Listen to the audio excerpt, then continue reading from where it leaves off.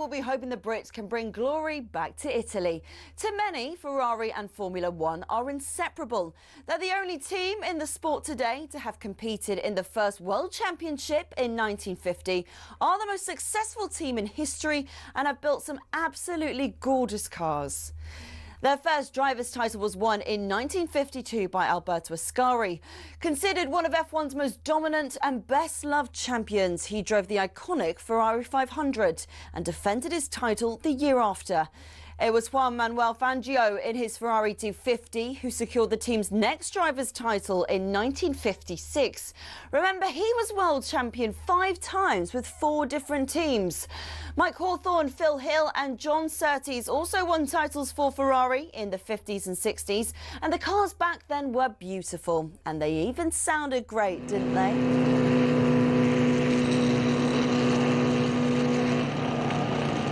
Anyway, Ferrari went 11 years without winning a title until Niki Lauda won in 1975 in the iconic 312T. Throughout much of the 80s and 90s, though, Ferrari looked like they'd never go all the way again. Le Professeur Alain Prost came pretty close in 1990, but lost out to his bitter rival and former teammate at McLaren, Ayrton Senna. It was only when John Todt recruited a swathe of staff from outside of Italy, including Michael Schumacher, that the glory days returned 21 years after their last driver's title.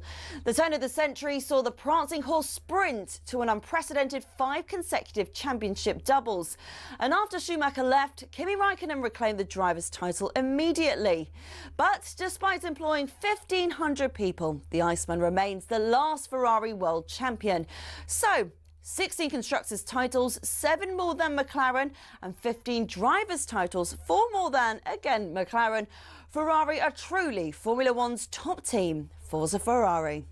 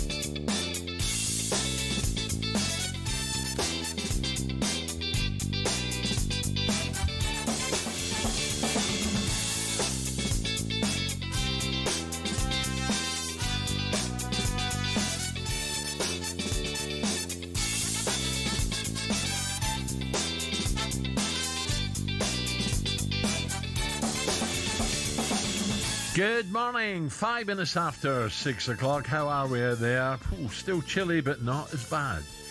This is talkSPORT Breakfast with Arnold Clark. Get the UK's best used car deals guaranteed. And Alistair is with us in the Faroe Islands. Morning, Alistair. We'll try and get him. North London, I'm afraid. If you're a Tottenham man, oh dear, turn off the first hour. North London is red.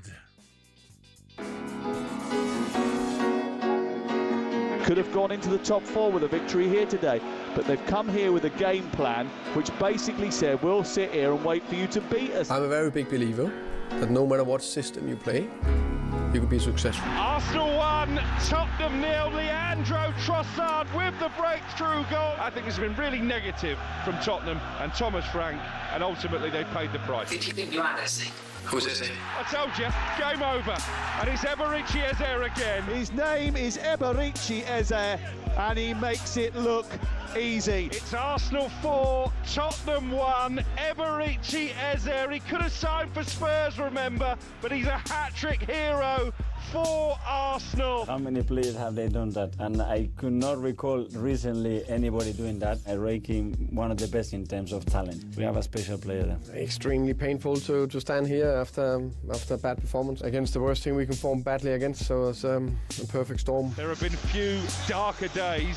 Arsenal 4, Tottenham 1.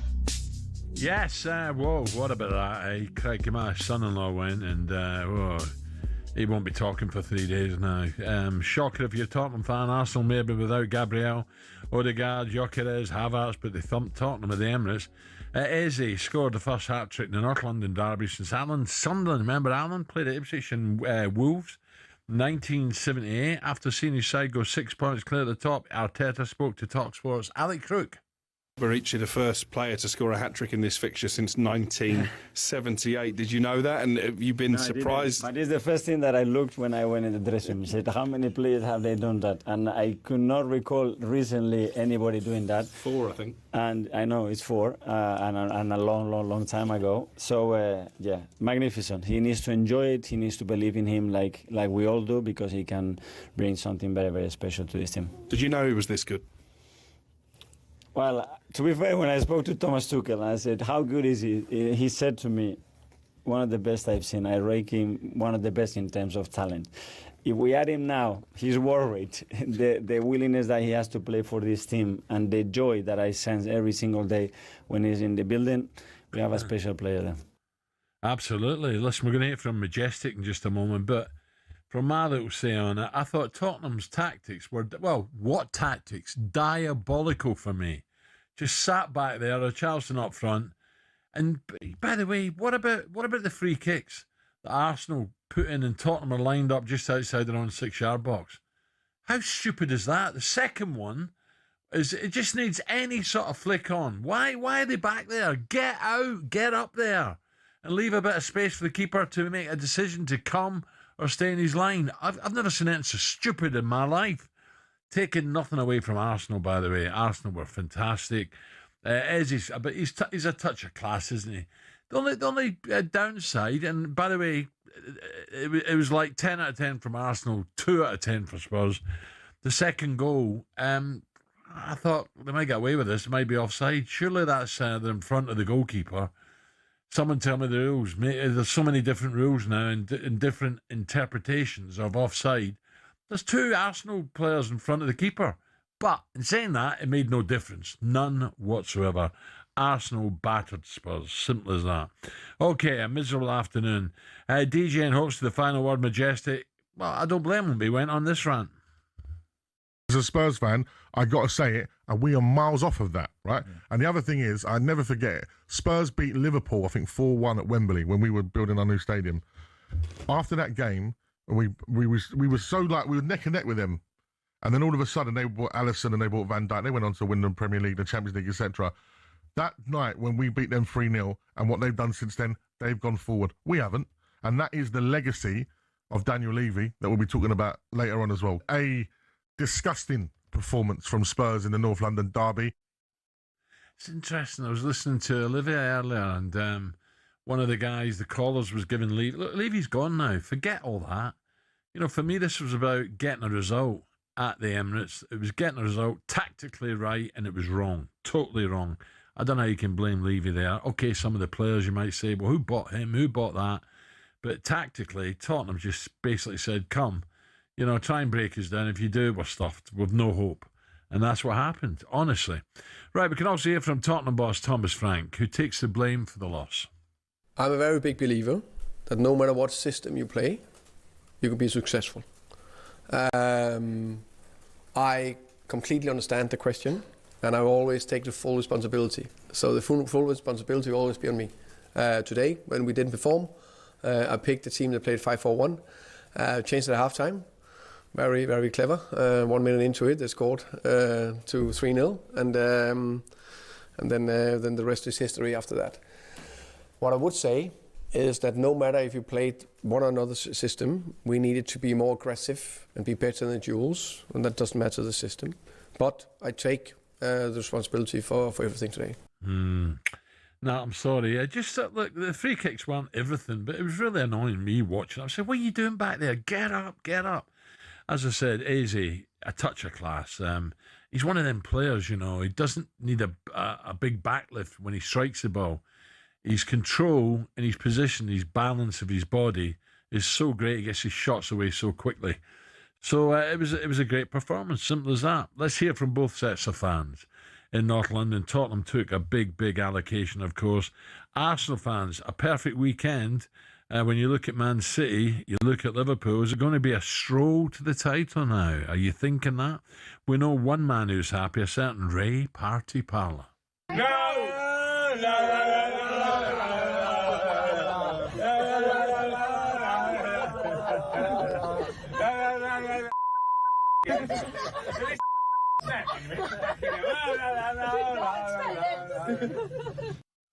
God, that's half the Rose pub there. Dear, oh dear, if you can see it, if you're watching.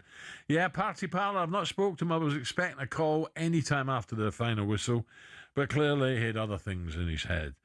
Tottenham fans, seriously, how far off it are you? You know, you look at the table and Tottenham were doing all right, weren't they? But I must admit, and I thought if they can get something here, you know, a draw and build on it. Arsenal, of course, now. Chelsea, big game, isn't it? Are Chelsea the main challengers after Newcastle, Manchester City? Man City fans, I want to hear from you today, this morning. Listen, we will get Ali back. We've got a problem with his mic at the moment. But Man City fans, tippy tappy. I'm like, come on, get the ball forward. I love it when you're ahead and you play and you control the game, but when you're chasing the game, you got to get the ball forward a bit quicker, surely. Newcastle again at home, absolutely brilliant. Coming up, we will have Ali, don't worry. Engineers are in. But up next, we turn attention to the back pages on a Monday morning.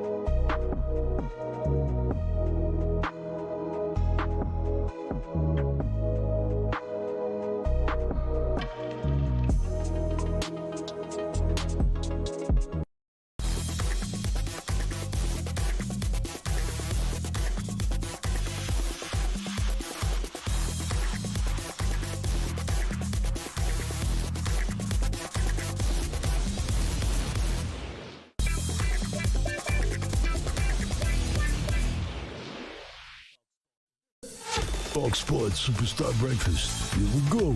Cracking cheese, grommet. Big words, big thinking, big names. Boss, it's the talkSPORT Superstar Breakfast. Here we go.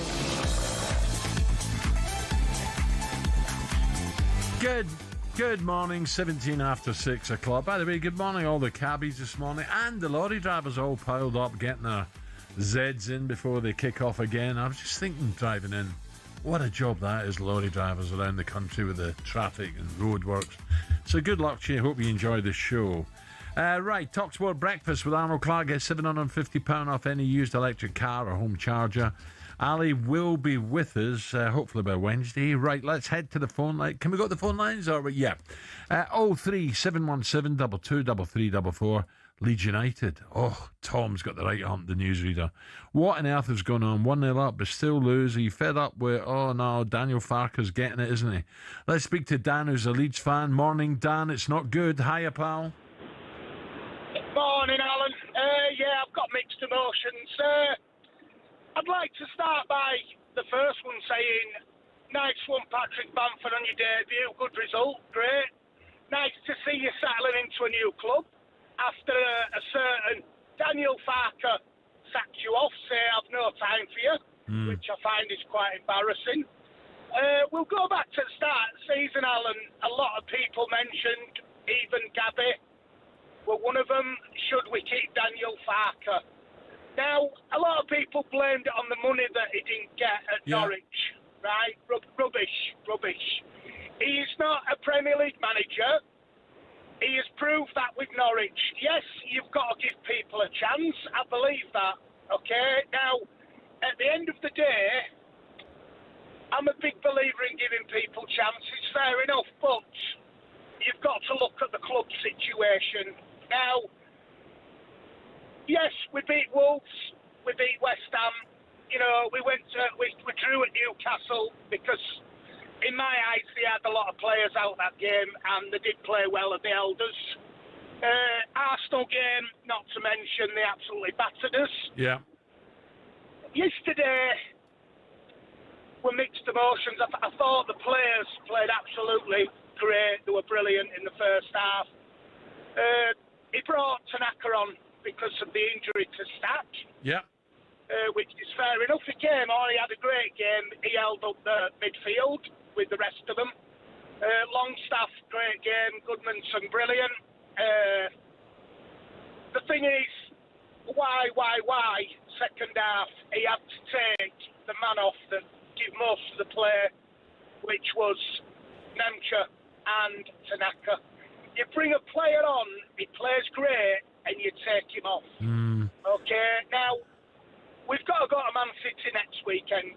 Yeah. And, I mean, it's a difficult one, but, you know, I'm going to say, I look at the next three fixtures, and it's very, very worrying. And I will say now, and I hope they're listening, they're probably not, but 49ers, sort your heads out. You need to get him out. Dan, I take your worry, I really do, but you know, it's not as if you're adrift yet. You know, you got West Ham, you got Forest, brilliant result. Fulham are a good side. They got, you know, so it's going to be difficult. But we knew it was going to be difficult. But I think what the board have got to decide now is you stick with Farke or. It is, Alan. Sorry, mate. I understand what you're saying. Yeah, we're in a situation. But another one that I didn't bring up. Go on. Is the fact of the goalkeeper. You drop a goalkeeper after one game. We get defeated 2-0 by Burnley. I mean, Carl Darlow, he saved a lot of games. I mean, you know, the way he played against Fulham, we were unlucky that game when Goodmanson had that horrible deflection. But apart from that, he was great. And so what, Dan? What are you saying? You want to look? Because I've got to move on. Do you want him to move on? Do you want to change the manager? Do you want someone in? Yes. Right. All right, Dan. Let me leave it there. See if some other Leeds fans agree with you. Okay, coming up 6:21. Right. Let's have a look at today's back pages. Tesco Mobile for Business and Olivia. The Back Page Review on talkSPORT with Tesco Mobile for Business. Got Got a side hustle as a Pilates instructor? Stretch your budget with business phone bills for up to 40% less than the big three networks. For verification, see tescomobile.com/business. Good morning, 6:22. Olivia, good morning. No empty glasses. I knew that was coming. I absolutely knew that. Well, you got a big smile on your face. That tells me he's listened. Yeah, I mean, so far, no empty glasses. Good. Yeah, but we wait and What's see. it? Is it Tom? Is it Tom, yeah. Yeah, Tom. Well done, Tom. He'll be fast asleep. Although when I did get home the other day, he was like, slagging me off on talkSPORT, were you? So someone sent it to him. I was like, great.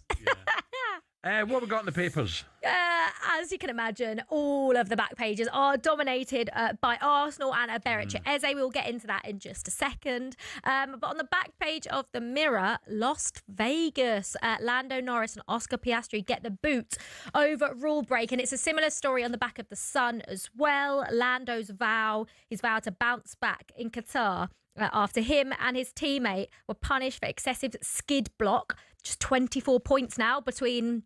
We're talking about a tiny measure, weren't we? Do you know what? I didn't take I normally watch every Grand Prix. I didn't take this one in. There's so much other sport going on. That's the problem. But are you going to watch the last two? Because there's so much now riding on the last two. Well, are we still saying, can Verstappen get in there? Yeah, it's only 24 points with two races remaining. It's going to be difficult. It's going to be tough. I will watch them. To answer your question, I will watch them. So that story's on the back pages, as is a story after England beat Argentina in the rugby. Yeah. It's on the back page of the Telegraph, and it's got in sort of like quotation marks, bully Curry accused of sparking tunnel bust-up.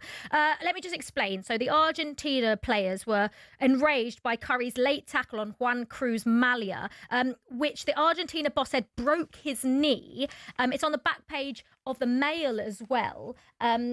And it says, it's quite a serious knee injury. And he said it's probably part of his nature to bully people. He came down the tunnel and gave me a push on the chest. He also swore as well. Said, no, he's not happy with the situation. So Tom Curry being labelled a bully by the Argentina coach. But let's move on to Eberechi Eze, shall we, Al? Because Mikel Arteta on the back page of the Mail has hailed Eze's aura. So my first question to you is, do you think you have aura, Al? Me? Yeah. Do you feel like you feel a presence when you walk in a room? No. No? I reckon people would disagree, Al. No, not really. But going back to Eze, he's a classy player, isn't he? He's touchy, he's silky, and he drifts into positions where you got to look at defensively. Spurs say, who's picking him up? From a top. So much space. They did the same thing for all three goals. Great players find space, but this was ridiculous. He found so much, but the way he strikes the ball and his balance, beautiful. Yeah, absolutely beautiful. And I think a lot of Spurs fans won't say this, but I think a lot of other players are happy because he's a very nice guy. He's very humble. He's very normal. Yeah. And it was brilliant. On the back page of the Sun, it's North London forever. Do you like what are your thoughts and feelings of North London forever, Al? Well, to be honest, I played in a few. Arsenal were always a real tough side. I remember White Hart Lane winning 5-0 and scoring, so I remember that. But there was a lot of times Arsenal beat us. Don't worry about that. It's a top club, and your boys Chelsea take them on next, and suddenly you look at Chelsea and you think, are Chelsea the team that could make it tough for them? I think if you ask me this question after next Sunday, I could give you a more definitive answer, because then the gap would be 3 points if Chelsea was to beat them. But remember, Chelsea did this last season, Al. Chelsea could have gone top around Christmas, could have beaten Everton at Goodison. What happened? They lost and then fell off a cliff. Well, they remember that, and that's where you have to, you look back and you say, well, that's not going to happen this time.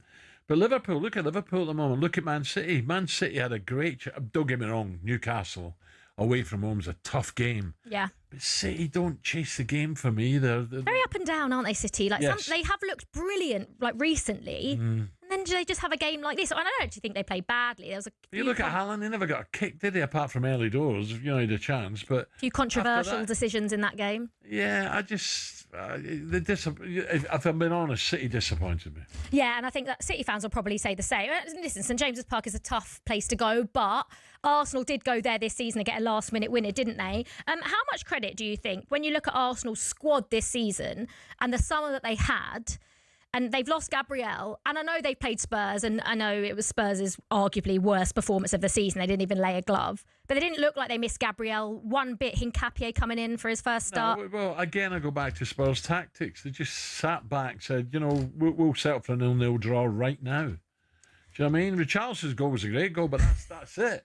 But he'd no that was chance. their first shot. But he'd no chance up there. You know, if the ball's knocked up to him, he's not the best at holding the ball up anyway, but if the ball's knocked up, he's looking for quick layoffs. There's no one there. No. I just thought they got it all wrong, and I'll say it again, the free kicks that Arsenal got in Tottenham are in front of the 6-yard line. What the hell is that about? Yeah. That's nonsense, absolute nonsense. I'm glad you never mentioned the cricket as well, because I think we're going to get battered by Malcolm Conn, the Journal, yeah. He said it was about whitewash. I laughed. I'm not laughing now. Olivia back in the tick. Ali coming next, 6:28. The Back Page Review. Thank you. talkSPORT with Tesco Mobile for Business. Got a side hustle as a Pilates instructor? Stretch your budget with business phone bills for up to 40% less than the big 3 networks. For verification, see tescomobile.com/business.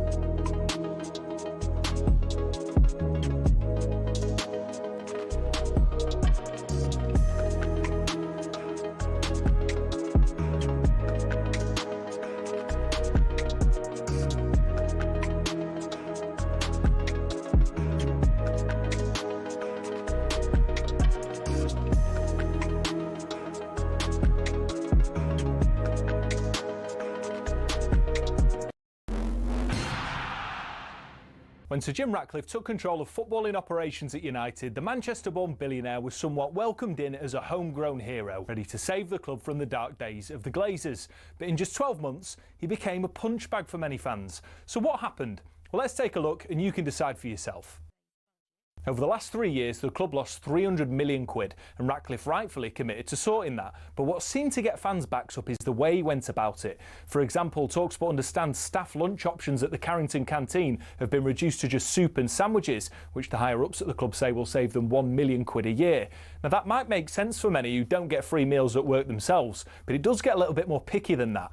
It was reported that after staff brought some stationery, they were ordered to send sellotape back because it wasn't considered to be essential. And the reward for being Steward of the Week used to be 50 quid, but that was scrapped and replaced by a paper certificate. But it's not just seemingly stingy decisions. In 2024 alone, Ratcliffe oversaw 250 redundancies, and more were announced at the beginning of 2025.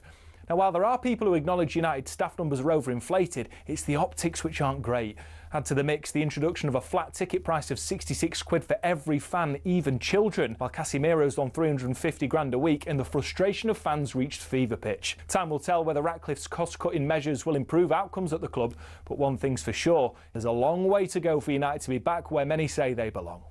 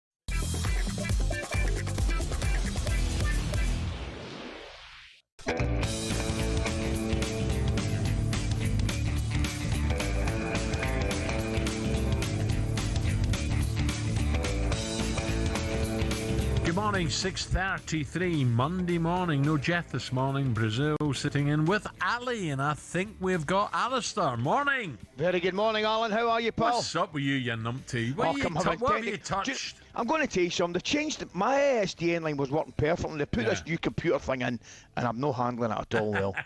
I'm not handling it well, big fella. Well, I tell you who's not handling it well, the English batsman. We'll come to that in just a moment. I just want to quickly touch on Scotland. Yes. How it all changed in Aberdeen with that great result over Hearts. Rangers getting a result, Hibs winning again, and then Celtic, that cracker. 96 minute, what a goal. Alan, the line's gone a bit funny again. By the way, what a hit, wasn't it? Oof.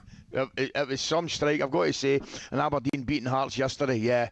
It's the cat's back amongst the pigeons, mate. I must admit, though, I was kind of gutted because if Callum doesn't hit that goal, we're only 3 points behind you. But as it happens, we're still 5. But no, we thought it would change. There's still a long, long way to go, mate, isn't there? Oh, sorry, I didn't look down, Ali. I was looking up at Hearts, the Jambos. I wasn't looking down.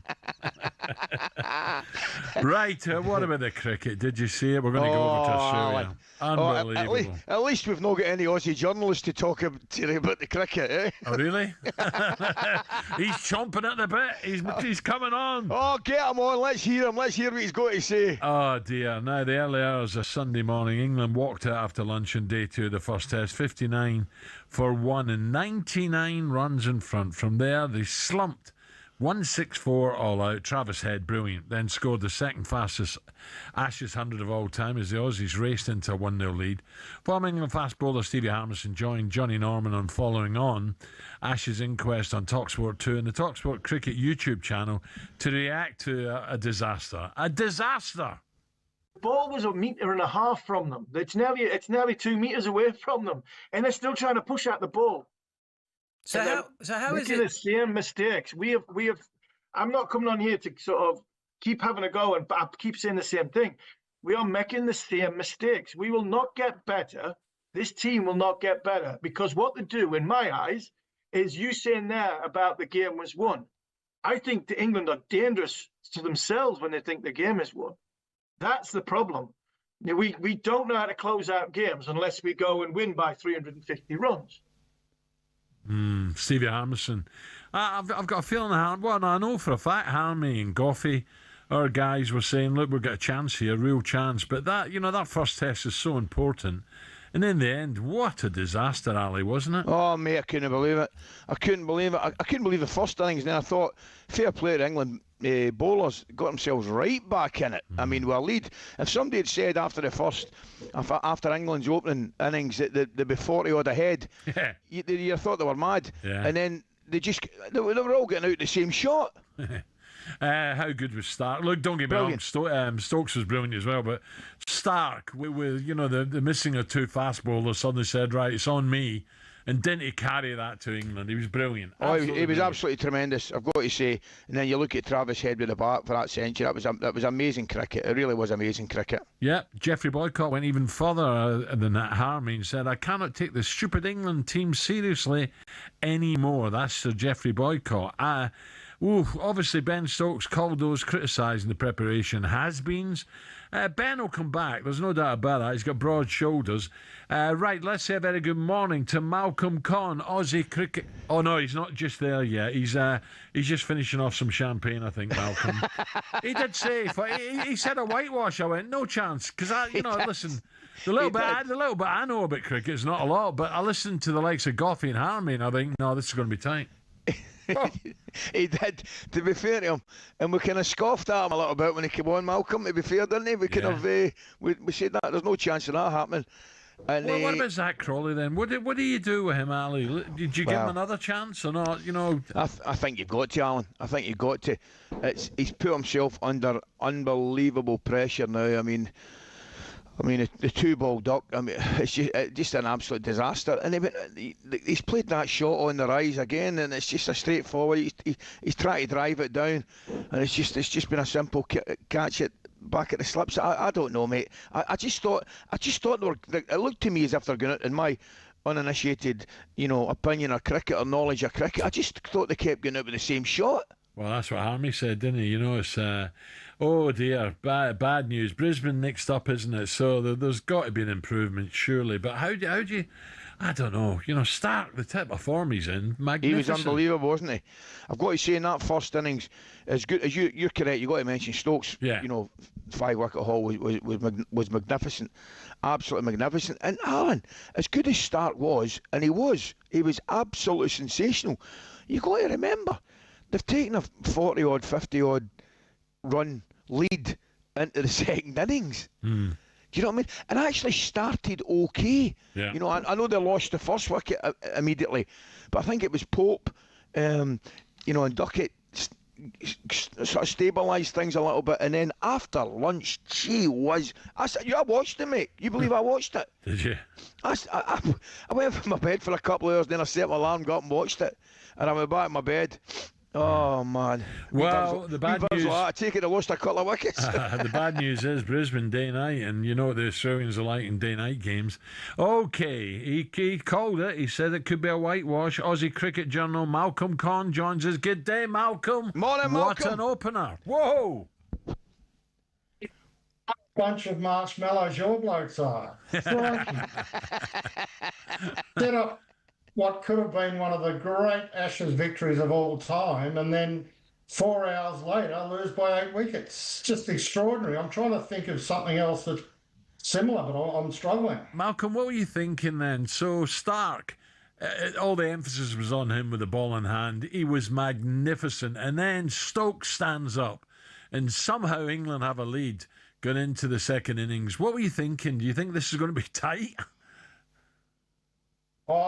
I thought that Australia were going to lose. I thought that in a low-scoring game, when that England pace attack on that first afternoon is bowled as well as I've seen an opposition pace attack bowl in Australia probably since the West Indies at their peak. They were outstanding.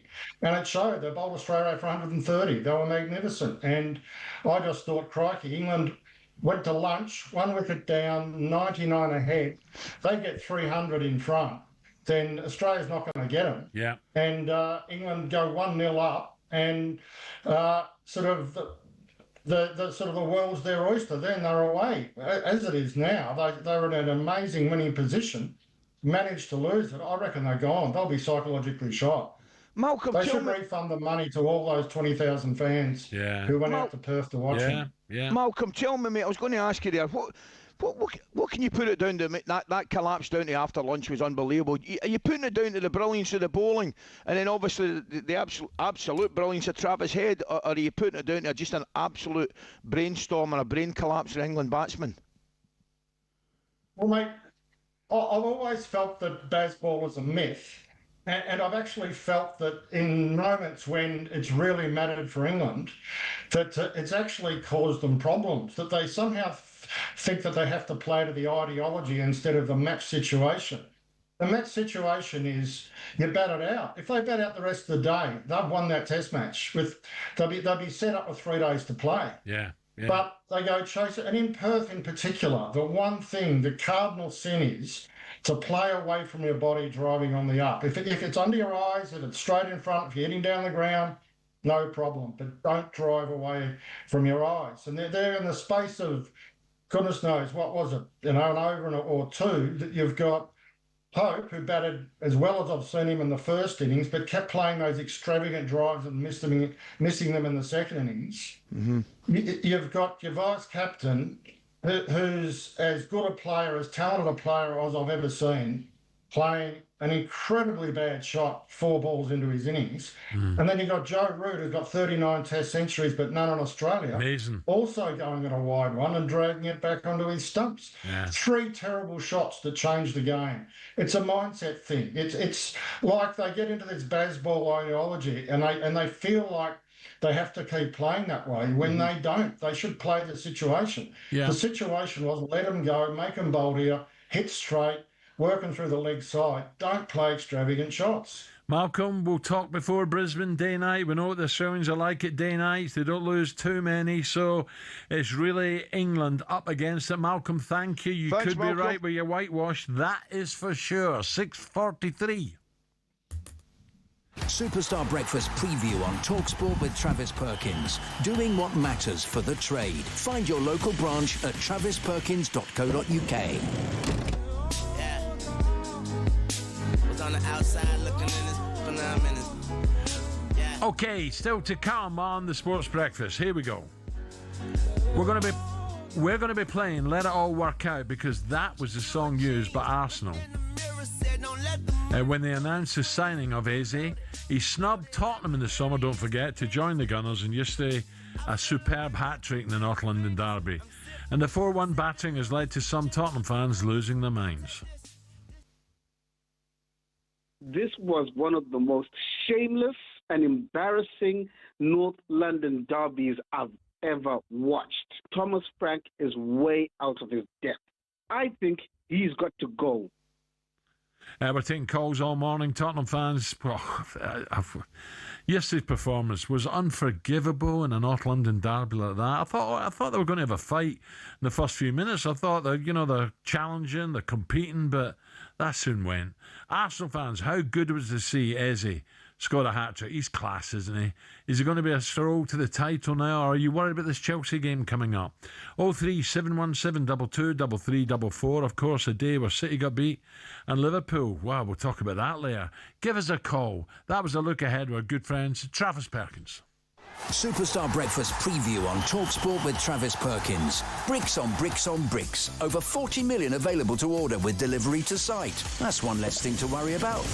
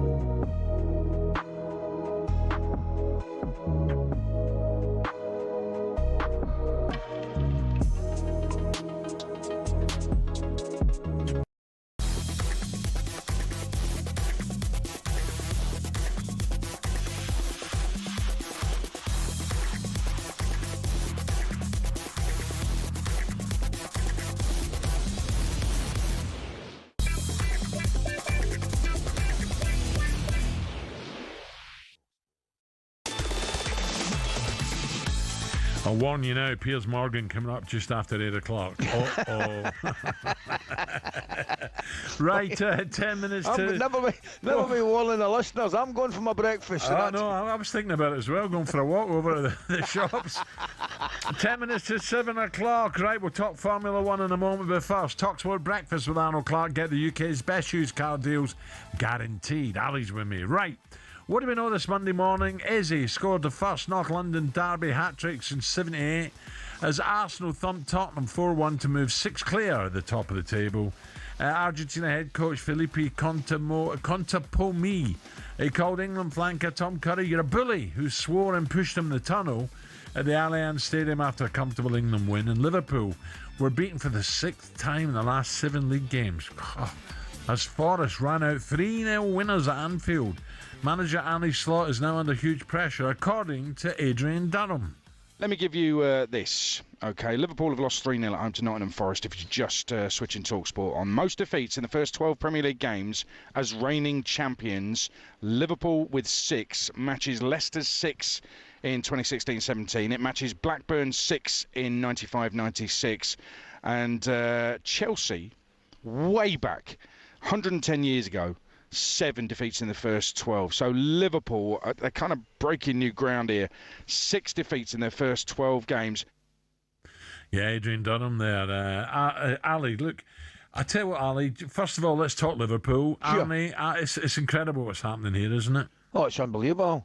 Absolutely incredible. I mean, you would never have thought it. I watched them last season dominate the league, by the way, Alan. Dominate it and won it with so much style. You look at their team and you look at their signings, which they did the vast majority of it early in the market, in the window, and they're excellent signings. The one concern that I did have, Alan, and I'm flagging up again, was I did think they lost a lot of goals out their team. Obviously, with the tragedy that happened, Diaz, the big fella away as well. You know, I know he wasn't everybody's cup of tea, but he chipped in with goals. I think they've lost a lot of goals out their team. I think the form of one or two of their top players, Salah, would definitely come into question. I don't think their fullbacks that they've signed have hit the ground running at all. I think the only one you'd say really that has started reasonably well would be Ekitike. Apart from that, the rest of them.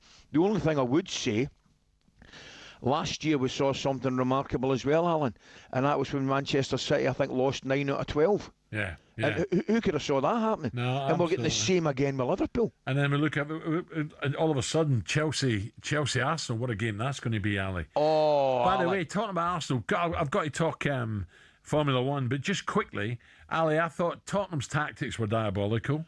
The two free kicks they tried to defend on the 6-yard line was whipped in by Saka. What is that about? That is just ludicrous. No, I couldn't agree with you more, mate. I sat and watched it, and there was just an inevitability about the whole proceeding, wasn't the whole game? I mean, the hat-trick was superb. Can't take the second goal, listen, I'm taking nothing away from Arsenal. Arsenal are different class. Am I missing something? The second goal, I'm saying that's got to be offside. I know. I take your point, but I think sometimes, as poor as Tottenham were, I think sometimes you've just got to doff your cap to Arsenal. Oh no, absolutely, but I just don't like. Here we go again, VAR, the inconsistency. Yeah, I know. Referees. There's 2 Arsenal players in front of the keeper. It wouldn't have made any difference, by the way, right? Arsenal are a different class, but why is that given as a goal? No, I'm with you. I know. There's no. Well, that's what drives us all mad. It's inconsistency, isn't it? Anyway, on to let's slip into Formula 1, and the championship was blown wide open after a stunning Vegas Grand Prix. Norris and McLaren teammate Piastri were disqualified for technical infringements. Norris finished second to Red Bull's Max Verstappen is now 24 points ahead of both the Dutchman and Piastri, who are level on points. So let's get more on this now and cross over to F1 podcaster Tomo McCluskey. Tomo, good day, Tomo. Morning, Tomo, pal. How are we? Good morning. Thank you very much for having me. Appreciate it. I am well. McLaren fans, maybe not so much. Shocker, isn't it? Yeah, it's one of those that technical infringements are very black and white in F1. We're talking fractions of a millimetre, right? I cannot emphasise how small these margins are, but they failed and they're both out. Like, a lot of people would have gone asleep after the Vegas Grand Prix, get a bit more kipping, wake up to find out that news. Crazy. Yeah. Zach Brown, sorry, Al, I was just saying, what is Zach? Is Zach contesting this or not?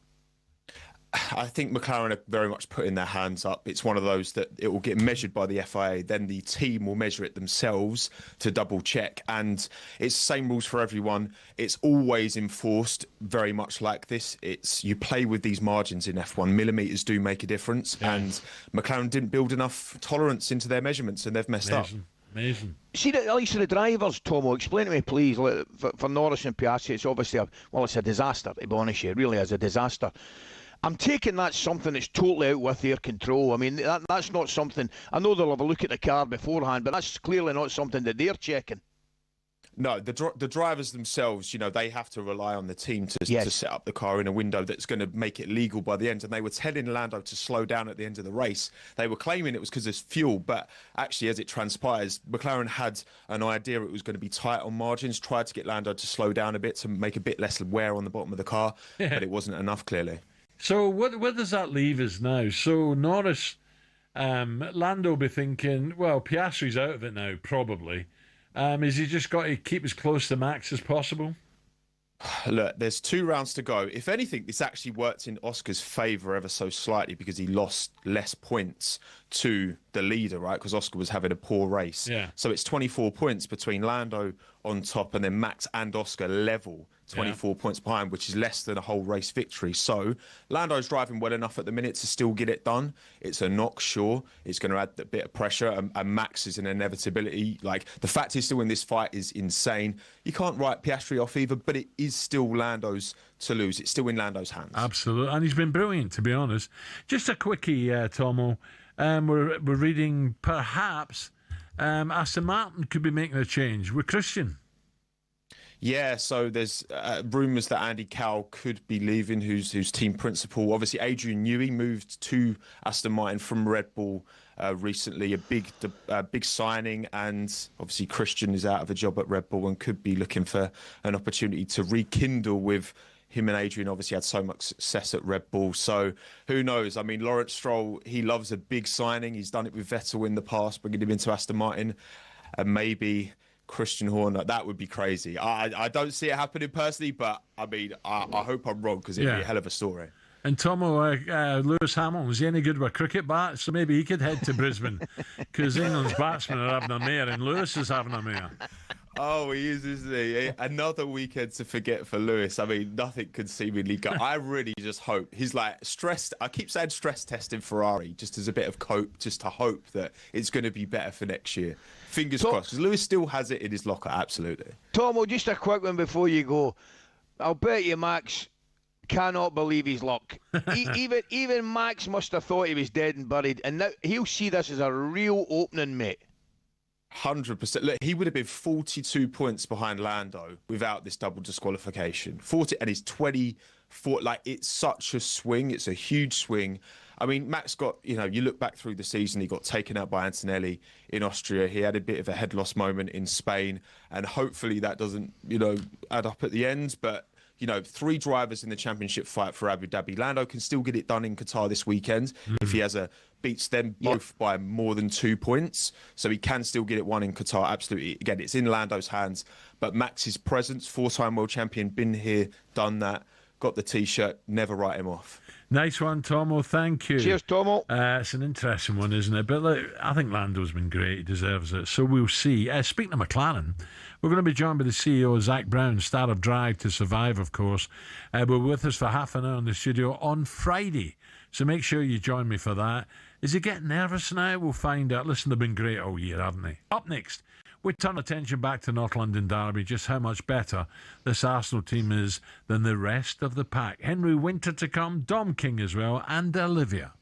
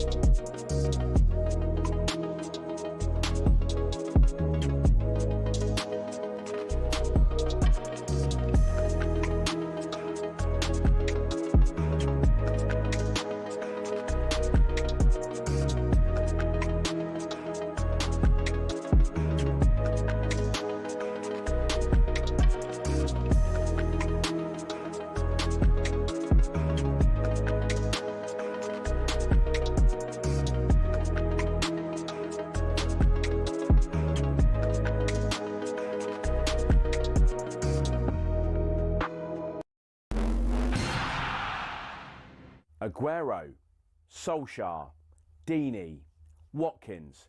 Sure, you know all about those last-minute goals, but have you heard the one about the on-loan goalkeeper who saved his temporary employers from disappearing out the Football League and into almost certain financial oblivion? Back in 1999, Carlisle United, managed by Nigel Pearson, were fighting to stay in the Football League. Carlisle's finances were precarious with a capital P that season, leading to a scenario where, with 3 games to go, they had to ask the FA to sanction an emergency loan deal to bring in a goalkeeper. Swindon Town's Jimmy Glass arrived at the club. His efforts in his first 2 games earned the Cumbrians 2 draws. Those vital points meant that Carlisle went into their final game of the Division 3 season, now League 2, needing to beat mid-table Plymouth Argyle in front of their own fans and hope their relegation rival Scarborough didn't win against Peterborough at home. The game at the McCain Stadium finished 1-1, and with the same scoreline at Brunton Park deep into injury time, Scarborough's fans invaded the pitch en masse, believing their Football League status was secure, convinced they'd done enough to stay up. However, there'd be one more plot twist. Carlisle won a corner in the dying seconds, and up came Jimmy Glass. In one of those you couldn't make it up moments, Glass scored from a rebounded header and was promptly swamped by teammates and thousands of fans who quite simply couldn't believe what they'd just witnessed. As for Jimmy Glass, he became an overnight celebrity, but he never played for Carlisle again, and his playing career never really kicked on after that defining moment. He took on various jobs outside of football before finding his way back into the sport as player liaison officer at Eddie Howe's Bournemouth, and most recently the general manager at non-league Wimborne. Not the fairy tale ending to one of the most Hollywood moments in football, but the name Jimmy Glass will live on forever as the scorer of that goal, arguably the most important in any club's history.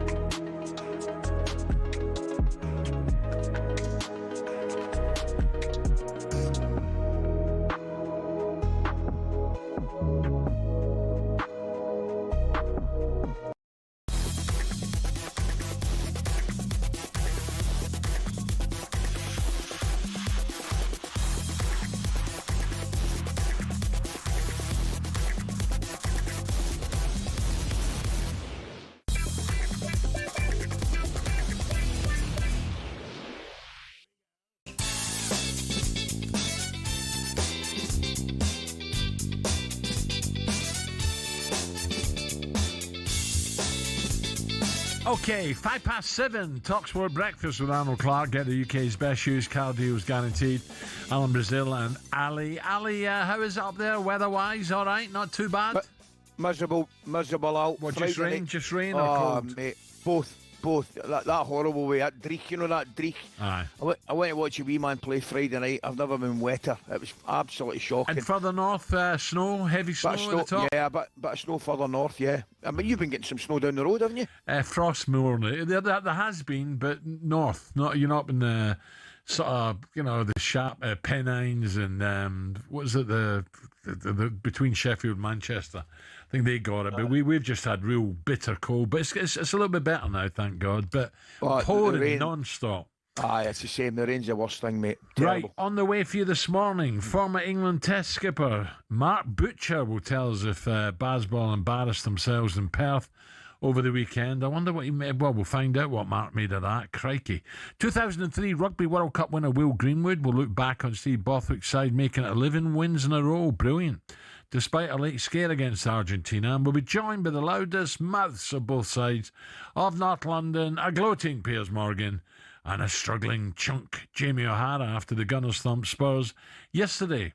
But it was a perfect weekend for the red half of London, of North London, after a huge couple of days in the Premier League here on talkSPORT. It comes to Enzo Fernandez.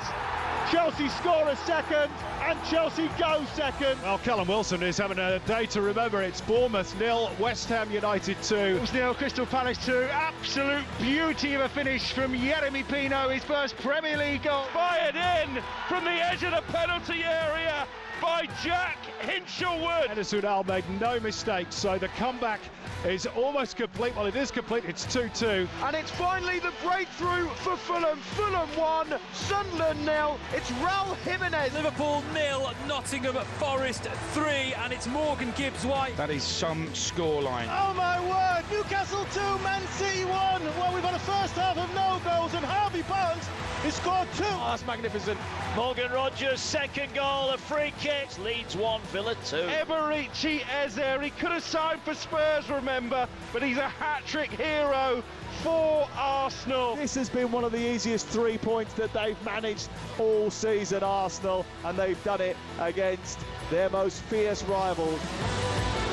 Oh, absolutely. If you see the video of Ray Parlour earlier. If you didn't see it, you got to see it. Dear. Honestly. So Wolves lost again. Really struggling, Wolves, and it's just 2 points from 12 games. Yeah. Forest. What about Forest's result? Liverpool at Anfield, unbelievable. Newcastle put an end to City's recent good form. Pep will be really angry with that. And Arsenal hammering Tottenham 4-1 at the Emirates in the North London derby. Let's round up a huge weekend in the Premier with the writer, journalist, and co-host of the Sunday edition, the brilliant Henry Winter. Henry, good morning. Good morning, Henry. Morning, Alan. Morning, Ali. What an amazing weekend of football. It was, cool. And some of the games to come as well. We'll come to that. Let's start, Henry, if you don't mind, with Liverpool. What the heck is going on there? Oh, where to start? How long have you got? I mean, let's start with Isak. Was it 14 touches he had? He doesn't look fit, but that's his fault because of the way he behaved in pre-season. There certainly won't be any sympathy with, at Newcastle for that behaviour. But also, there has to be an element of concern, and you guys will understand this incredibly well as former strikers. Liverpool aren't giving him the service. You look at the work that Jacob Murphy put in at Newcastle United, putting the ball in from the right to Isak, getting that cross in. Whereas at Liverpool, Gakpo and particularly Mo Salah, Salah's the Footballer of the Year, is a fabulous player, but he tends to sort of cut in rather than crossing. The fullbacks aren't delivering. There's a rotation of fullbacks there. They're missing that consistency of delivery from the fullbacks and from the wide players, which would bring the best out of Isak. But then you look at and you think, well, you either change that or you start with Ekitike, who's starting on the bench, who's probably, has been their best of their signings. So on that specific issue, yeah, there's an issue with Isak. Give him better service, get him fitter, but also they should have moved for Gay earlier in the window, so there could be no sympathy. Liverpool messed up that the Gay move. Brilliant from Forest, though, Ali, eh? Oh, fantastic. I mean, the whole, well, it could only probably be described as a circus prior to Daichi getting in there. I mean, it was a bit of a joke. I mean, the one thing about the owner, the owner runs the club as he sees fit, and if you're a Forest supporter, you probably don't mind that at all. But he's brought in Daichi, and Daichi has got, I think, Henry, at least looks the perfect tonic for him. But at the weekend, I thought was a real statement result from Forest. Yeah, and it's no surprise. I mean, you guys know Daichi well. He's worked at talkSPORT. He's a very sort of engaging individual. He's the type of manager that you would want to play for, as former players like you. And you're seeing he's gone in, he's organised them. You can see with Milenkovic and Murillo, who weren't happy with the high line that Ange was playing because they were nervous about sort of the space in behind. So he's played them slightly deeper. He's bringing the best out of Gibbs-White in terms of the service, in terms of making him sort of believe in himself more and get back to his best. We saw that with that fantastic left-footed finish at the weekend. But the other thing he's done is that he's rebuilt the connection between the dugout and the fans, which is so important in any club. But I don't think Ange really understood that at Forest. He tended to talk about Tottenham Hotspur rather than talking about one amazing, double European champions that he was now representing. So, on many levels, emotional, tactical, inspirational, man management, Sean Dyche has been a fantastic appointment. Henry, let me whiz on to the North London derby. Izzy, he's class. He doesn't take a big backlift. His balance is so good. He's silky with his touches. He finds spaces that all top players find. Brilliant. But from a Tottenham point of view, I thought tactically diabolical. And I highlighted, I couldn't believe what I was watching, Henry, the free kicks that Saka was whipping in. And Tottenham were lined up 7 yards from the goal line. Who the hell thought that was a good idea? Well, I mean, I'm surprised with Thomas Frank, who, knows his set pieces. He worked with Nicolas Javert, who's obviously now Arsenal's set piece coach for Manchester City. So, I mean, that is a surprise. But also, this is the North London derby. This is Tottenham Hotspur going to the home of their enemy with 3,000 fans, expecting pride in the shirt, a bit of fight, neither of which was there. Yes, agree, there were tactical issues. He didn't set them up right. But emotionally, Tottenham are about to dare us to do. Don't go there and wave the white flag. You have to fight. Even if man for man, collectively, whatever, Arsenal are better. You fight, you show something. And they didn't. And they let those fans down. Yeah. I think that's the thing. Henry, I think you've absolutely nailed it there, Henry. I watched the game expecting an Arsenal victory. I did. And I know Tottenham's away form in the league has been excellent, but I just thought that Arsenal would have too much for them, and it proved to be the case. But it was the manner of Tottenham's defeat from Tottenham's point of view that A, surprised, and B, disappointed me, Henry. I think you're spot on with that. Yeah, I mean, look, it's disappointing. Look, they have got some good players, and they need to get some good players back. But they lost that spark of creativity. They need Maddison back. But you know what? You guys played. The very least that fans expect. When we're standing there on the terraces or sitting in the press box or watching on TV, we expect total commitment, and there simply wasn't that from the players. Partly, I think, because of the negative mindset that Thomas Frank, who we all know is a good manager. Maybe it's that step up, and he needs to sort of acquire that sort of bigger club mentality. Yeah. But you've got to fight in these derbies. Henry, just one quick one. Newcastle City. I'm sure Pep is really getting into training this morning. Absolutely gutted.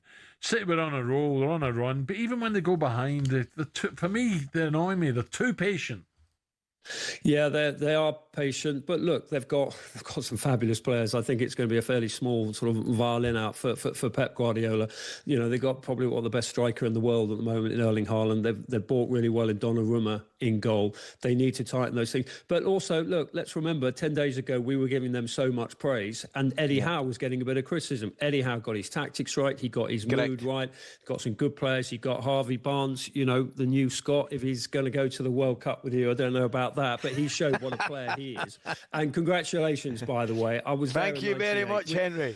Honestly, the Tartan Army in 98, that was the Buddha Bar and all that. That was one of the great nights. And there are probably still a few Scots recovering somewhere along the Champs-Elysees from 98. So, look, it'd be brilliant to see you in America. Good luck out there. Henry, talk later. Thanks, Henry. It was stunning, wasn't it? Right, coming up, Olivia with all the headlines. Dom King. Well, let's see if Dom can get the finger on the pulse. What is going on at Liverpool? I see Wayne Rooney in the paper today again, having a little, not a dig, but just saying, crikey, he's talking about Van Dijk, who, again, has been very vocal, having a go at his players, and Wayne disagrees, so there's clearly no love lost there. That's coming next, 7:15.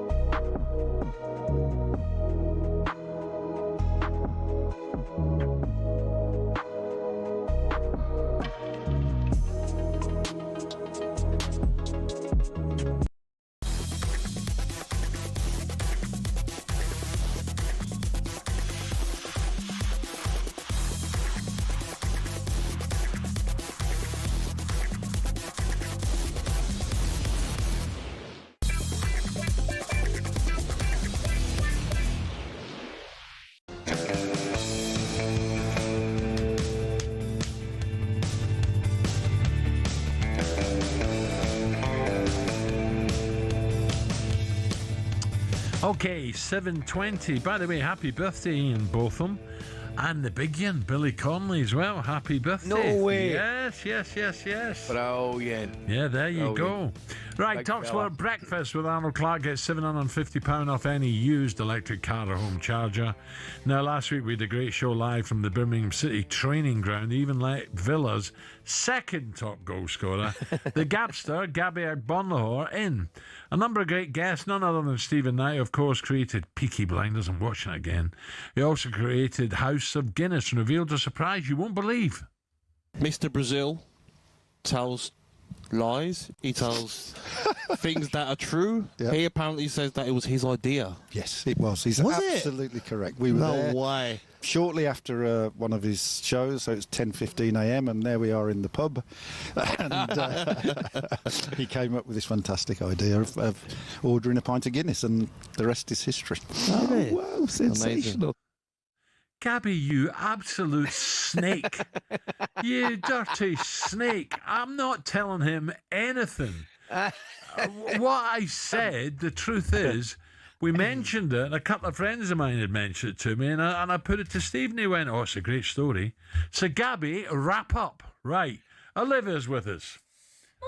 Morning, Olivia. I hate that. Olivia. Who can you trust if you can't trust your friends? Yeah, you've got to be careful these days, Al. You've got to What know a who to trust. Can't trust anyone. Snake. Can't trust anyone. How are you, Ali? Brilliant, Olivia. How are you? Smell on your face. Good weekend, eh? Yeah, it was a good weekend. I'm very happy. Here to talk about Leeds United. Well, that used to be the big battle, wasn't it? Chelsea-Leeds. You're the Chelsea. Yeah. Well, they've But got Leeds are struggling, aren't they? They are struggling. I mean, if you look at it, it's 11 points from 12 games, which actually isn't too bad. They have lost their last 3 in a row, and obviously they were winning yesterday. These 3 games are shockers. Wait until I read the next 9, Al. Not just their next 3, but their next 9. First of all, let's just hear from Daniel Farker, who spoke after the defeat to Aston Villa yesterday. I'm just concentrated on my group and what we have to do in order to stay up. So I can't afford to think about my position or whatever. The only thing is more like how I manage to keep this lads up. We had a good start right now in terms of results. We had a bit more difficult period. I expected it would be at some point a bit more difficult period today. Yeah, very unlucky and very undeserved, I would say, but. Yeah, also after such a result, you have to speak about the things that you could improve, and definitely is to defend on the left flank before the goal's better. Yes. Okay, next 9: Liverpool, Chelsea, and City are in there, aren't they? Who else? So City away, Chelsea at home, followed by Liverpool at home. Then they've got Brentford away, which isn't a tough game given the way Brentford are playing this season. I know they lost, but they have been playing well. Palace at home, Sunderland away, then Liverpool away, then Man United at home. Yeah. Well, the problem is, that, as you say, Olivia, and rightly so, let's bring a bit of positiveness to Leeds fans. It's not, you could be a Wolves fan, couldn't you, thinking, better start planning next year for the Championship. Yeah, but I suppose the reason why Leeds are in the bottom 3, Ali, is largely because of the resurgence of West Ham under new boss Nuno and the resurgence of Forest under new boss Sean Dyche. So is that, I don't know. I don't know. Is that the way that Leeds should be looking? Avida St. Daniel, is that what you want to say, Olivia? No. Well, I tell you right now, there was a section, maybe not a lot of people wanted rid of him before the campaign started, which I thought was madness. I watched it. I thought they did all right yesterday, by the way. I need to tell you. And they're a little bit unlucky. They lose the second goal, which was genius.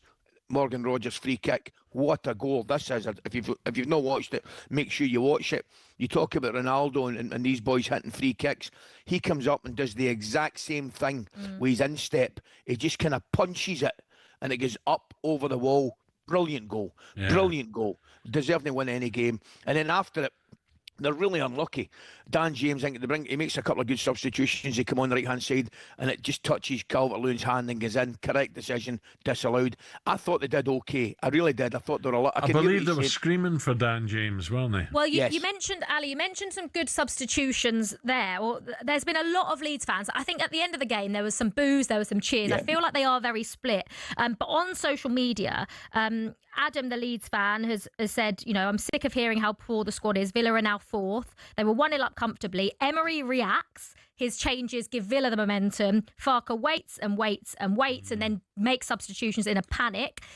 Jack has said, why did he take Tanaka off and keep Aronson on? He has to go. Wrong subs and too late. Only when we were losing did he make the right call again. And Thomas said, most toxic I've heard Ellen Road for a while. Farke's tactically inept at this level and we're sleepwalking into the Championship. That's a line I've heard from a few Leeds fans, is sleepwalking into the Championship. Ali, goal scoring is their huge issue, right? You know, they haven't scored goals. So how do they go about changing this to ensure they're not sleepwalking into the Championship? Well, if he changes his style and goes more forward thinking, that would be a start. At the same time, it doesn't come without its problems at the back. So you've got to accept that. But they definitely looked a better team, I think, when the substitutions on, particularly Dan James and Nonto come on the other side as well, and they looked livelier. But they've had a problem putting the ball in the back of the net. Calvert-Lewin started the game on the bench. He came on, he had a couple of headers, but didn't really. They didn't really look as though, as if they were a massive threat. If Leeds are going to win games, it looks very much like they're going to have to win them maybe 1-0 or 2-1. They ain't going to score 3 or 4 goals a game, right? Yeah.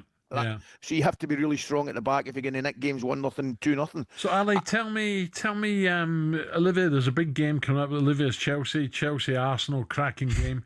You've got to have some big games coming up this week, Ali, surely. Oh yeah, I've got some great games, Alan. I'm at the Etihad on Tuesday, I think it is, Tuesday for City Leverkusen. Last time I was there and watched them. They were brilliant against. I think they played Dortmund and battered Dortmund. Yeah. And then they battered Liverpool the following, I think Saturday or Sunday. So I know they lost at the weekend, but certainly their form's been good. And after that, Ali? Oh mate, great game. I'm at the Arsenal Bayern Munich on Wednesday. And that's a proper game, by the way. Bayern Munich, again, I can't remember. I think they won 5 or 6 at the weekend. I know Kane scored. But you talk about Leeds having the struggle to score. Bayern Munich this season have been fantastic. They've just battered everything in their way. So that's going to be a great game against the Arsenal. And then on Thursday, I'm back up. I'm seeing you Thursday, Al. I'm in the studio with you Thursday. And then I'm back up to do Rangers. The Rangers Dragons. You're riding Shergar. Olivia, sorry, you were saying? No, I'm at PSG Spurs on Wednesday, which I'm very much looking forward to. But I'm a bit sad I can't watch Arsenal Bayern because I think that game will be unbelievable. But good news, no Luis Diaz. Yeah. For Bayern Munich. I mean, he's been obviously alongside Harry Kane, Bayern's best player this season. So for them to go to Arsenal without him, Arsenal fans will be buzzing. Well, it's all about, absolutely. But managers, Olivia touched on there with Leeds. Managers under big pressure. Big thanks to Olivia. Coming up, we turn our attention back to Liverpool. We'll hear from a whole bunch of Liverpool fans who think Slot has to go. Oh dear, that's next.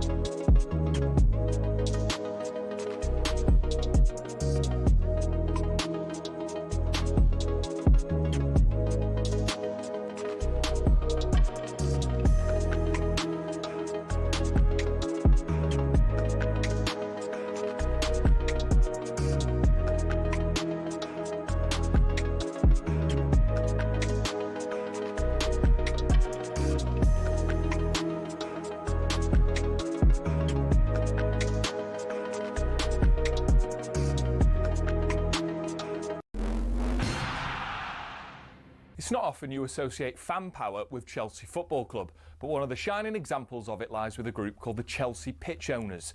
And they've proved to be the thorn in the side of owners past and present who've been dead set on moving stadiums to a larger, more lucrative piece of land.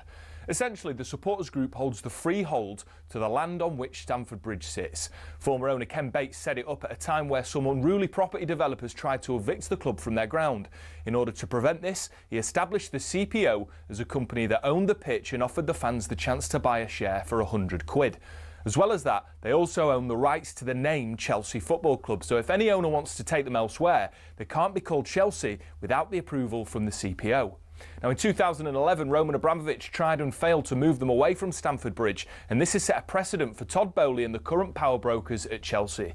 They know any plan which involves moving from Stamford Bridge will require CPO approval from the now 13,000 fans who own it. There are fans who are concerned that if they stay at the bridge, they'll be left behind their domestic and European rivals who are moving to more commercially successful stadiums. But for the heritage and history lovers, Stamford Bridge is one of the iconic English stadiums, and to move away would be a grave mistake. It might not be as flashy as others, but stadiums like it have something about them that cannot be replaced.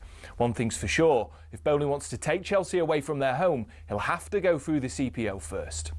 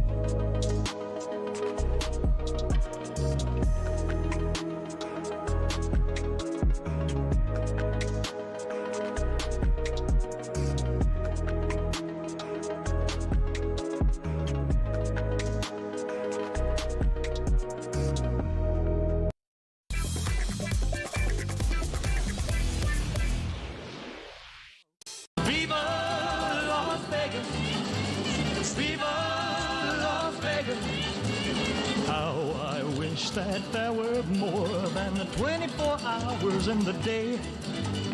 Even if there were 40 more, I wouldn't sleep a minute away. Oh, there's blackjack and poker and the roulette wheel of fortune. This is talkSPORT Breakfast with me, Brazil, Ally McCoist. Our friends at Arnold Clark get £750 off any used electric car or home charger. Ali, how were the States? Do you have a great time? You looked to it. Oh, Alan, it was fantastic, mate. I went to 3 games, mate. I went to the college game on the Saturday. Did you? Which was, You're keen. USC versus How the college you been Iowa. On the Sunday, I went to LA Rams versus the Seattle Seahawks. You got beat, didn't you? No. Oh, no? No, whatever. The Rams won. And then on the Monday, I went to the Raiders versus the Cowboys. Do you know something now? We're kidding ourselves on with the stadiums. You want to see that Rams stadium. I mean, the Raiders stadium in Vegas was good enough. It was brilliant. But the Rams stadium, Alan, it's just unbelievable. I mean, what a place to go and watch sport. Do you know what I mean? It was our punters are getting robbed. They really are. They're getting getting robbed, are they? It was sensational. So, 3 great games, mate. So if you want to have a goodest time as Ali, listen up, as thanks to our friends at Virgin Hotels in Vegas, you and a mate could win the ultimate trip of a lifetime to Las Vegas. Picture this, you and your best mate flying upper class from London to Vegas, checking in luxury spa villa for 4 beautiful nights at Virgin Hotels Las Vegas, cheering from the stands at the Las Vegas Raiders. They take on the Kansas City Chiefs, and to top it all off, $5,000 in cash to play with, or stick it in the old skyrocket. So clear your calendar from January the 2nd to January... Well, Ali did. Clear your calendar from January 2nd to January 7th, because nothing starts a new year like beautiful Las Vegas. Good luck. 21 plus, UK excluding Northern Ireland. For a chance to win, text WIN to 83338. Text at £2 plus standard network rates. Bill payer's permission required. Or call 03434239761. Calls are charged at standard rate. All entries must be received by the 28th of November at 4 p.m. This is a network promotion. Run across talkSPORT, Virgin Radio UK and Talk. Full terms and conditions at talksport.com. Nah, this Premiership is just turning in. It's fantastic, isn't it? We thought it was a bit of a blip for Liverpool, but dear, oh dear, it's now turning into an absolute crisis as Forest inflicted a 6-league defeat in the last 7 for the Reds. 6 defeats in 7 for Liverpool. Nottingham Forest heading home in a very happy mood. Liverpool 0, Nottingham Forest 3. Slot! Honestly, when are we going to start talking about Slot losing his job? I think the problem starts with Arne Slot. I don't think he's building the system to get the best out of the players. That's the first thing. And then the second thing is he comes out in press conferences and talks about, oh, we can't play against the low block, or we can't play against the long ball. And then you concede a set piece. It tells you also how much a goal can change. Taking Szoboszlai out of midfield, who's been our best midfielder all season. Stop taking him out of midfield, play someone else right back. He's playing with wingers that aren't wingers in Gakpo and Salah, right? They're staying out wide, well, they're inverted forwards pretty much. He's playing wing backs that are inverted when they should be going on the outside. That's what we bought Kirkers for. I think he's got until Christmas to sort it out. And a lot of the pundits called it last year and said, oh, we won't last till Christmas. We won't last till Christmas. And it's coming through this year. I've been listening to all the other callers tonight, and I kind of agree. I mean, I don't like to say a manager should get the sack. However, you have to look at what's happened over the whole of this season. Yeah, that's right. It's all going, well, seriously wrong at the moment at Anfield. From champions to the bottom half. Only the second time they've lost as many of 6 of their opening 12 Premier League games. They're only the 4th side to start a season as Premier League champions, but lose at least 6 of the first 12 games. Why is this happening? So where on earth does Arne Slot go from here? PSV at home on Wednesday before they travel to West Ham on Sunday. It's a huge week for Liverpool, so let's get more. Cross over to the Daily Mail's Merseyside writer, Dom King. Dominic, very good morning, Dom. Morning, Dom. Good morning, gentlemen. Listen, before we start, I'm absolutely disappointed here that there wasn't somebody who didn't take over the Elvis Viva Las Vegas. Ali, come on, you should have stepped in there. I was actually singing, Dom, but it turned my mic down, mate. It reached the stage of turning my mic down. No, Dom, it was reminding him of the few days he had there, and he's keeping stummed about it, by the way. You'll find out on Thursday. Don't worry about that, pal. No, that's all right. Dom, God, what is going on here? I don't understand it. I'm at a loss myself to try and explain it, Al. The worrying thing about it all now is that when a team scores against Liverpool, you don't think they're going to come back, or you just know that they're like the boxer that can't lift his guard up anymore, and he's just susceptible to being knocked out. Everything, it's confidence, it's the system, the way they're playing. Nothing is working at the moment, and Arne Slot on Saturday, he looked like a man who saw a ghost. Like from the way the way the team was playing, it was just it was just awful. It was, and listen, let's not take anything away from Nottingham Forest because they were absolutely brilliant. And what Sean Dyche is doing, has managed to do in the last month, there's no way they're going to be in the relegation zone by Christmas. I don't think that they fully deserve 3 points. Brilliant performance, but this situation for Liverpool isn't ending anytime soon, I don't think. It's incredible, Dom, to look at it, mate, because I said to Al, we kind of saw the same thing with Manchester City last year when I think they lost 9 out of 12 or whatever it was. It was an absolutely ridiculous run that they went on, and Liverpool seemed to be in the same run. Now, one of the obvious things looking at it you would say is, well, it might be the case of the signing that they never made, and that was Mark Gahey, because there's no doubt about it. He certainly looks as though, you know, he'd walk into that team and settle it down a little bit. But it's more than that, mate. I mean, the fullbacks positions, obviously, the Trent going away, Frimpong coming in. I know he's injured. Kirky has, I think, struggled a little bit. Szoboszlai's playing right back. You've got Salah, still, in my opinion, nowhere near the talent and player that we know he is. So there's a lot of things going on there, Dom. Yeah, I thought when we saw Arne on Friday, there was a couple of very revealing things. He obviously talked about the injuries for Conor Bradley, who's going to be out for 4 weeks and more. Florian Wirtz is out. But as he was explaining, the situation and with Frimpong being out, and he said we've got no right backs at the moment. This was Friday morning. You were thinking to yourself, well, Szoboszlai or Jones is going to play there, because he said Joe Gomez had missed a couple of sessions last week. Now straight away, you could tell that the team was going to be weakened. Because Szoboszlai's being by a mile the best player in Liverpool's team, and everything that he offers with the energy and the pressing and the passing, for that to come out of midfield and to be used as a right back. Now I know I spoke to you about him before being influencing games from the right back, but it's a different situation at the moment. He was needed in midfield. Yeah, definitely. The balance was gone, and then Isak's not fit, and playing Isak ahead of Ekitike on Saturday in a game that they had to win was, I don't want to use the word madness, but it was a gamble. It was a Henry Winter says it's his own fault for what happened pre-season, but I've written down a couple of words here: sloppy and lazy. Does that come into this Liverpool side, or is it just not gelling? Because I've seen games, I'm saying, what's wrong? There's no urgency here. They're sloppy. Their passing's not good enough. They're lazy. They're not getting back quick enough. Some people might not like what I'll say here, but plenty of them have enjoyed the great headlines that they've had over a period of time. Plenty of them have loved the plaudits and the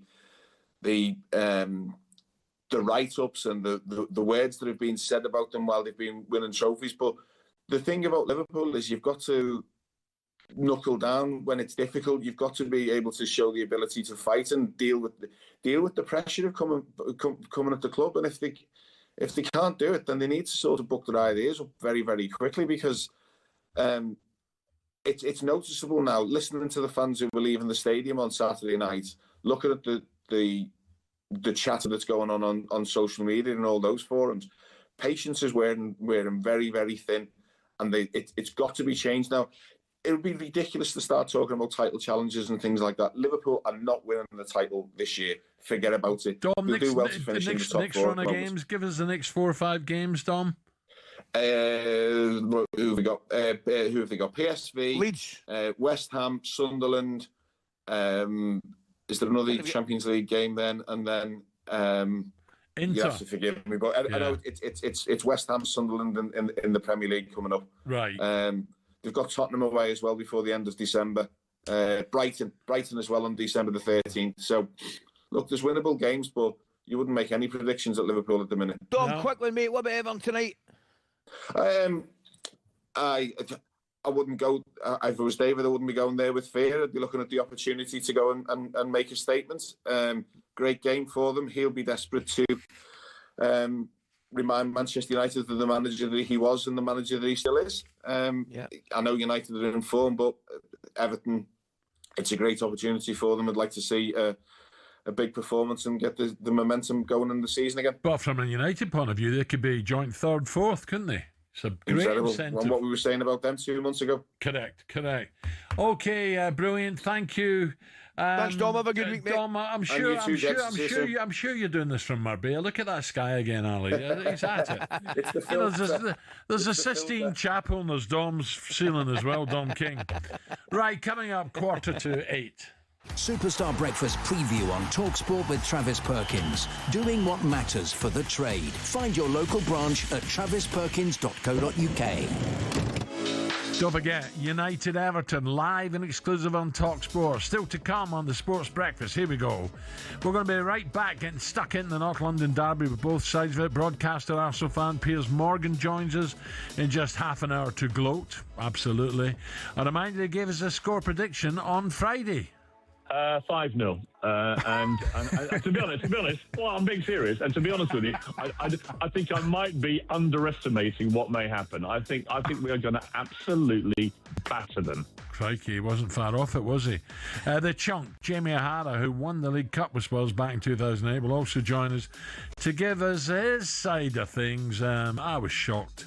Don't miss that one. Yeah. That was our look ahead. All thanks to the brilliant Travis Perkins. Back in a tick. Superstar Breakfast preview on talkSPORT with Travis Perkins. Bricks on bricks on bricks. Over 40 million available to order with delivery to site. That's one less thing to worry about.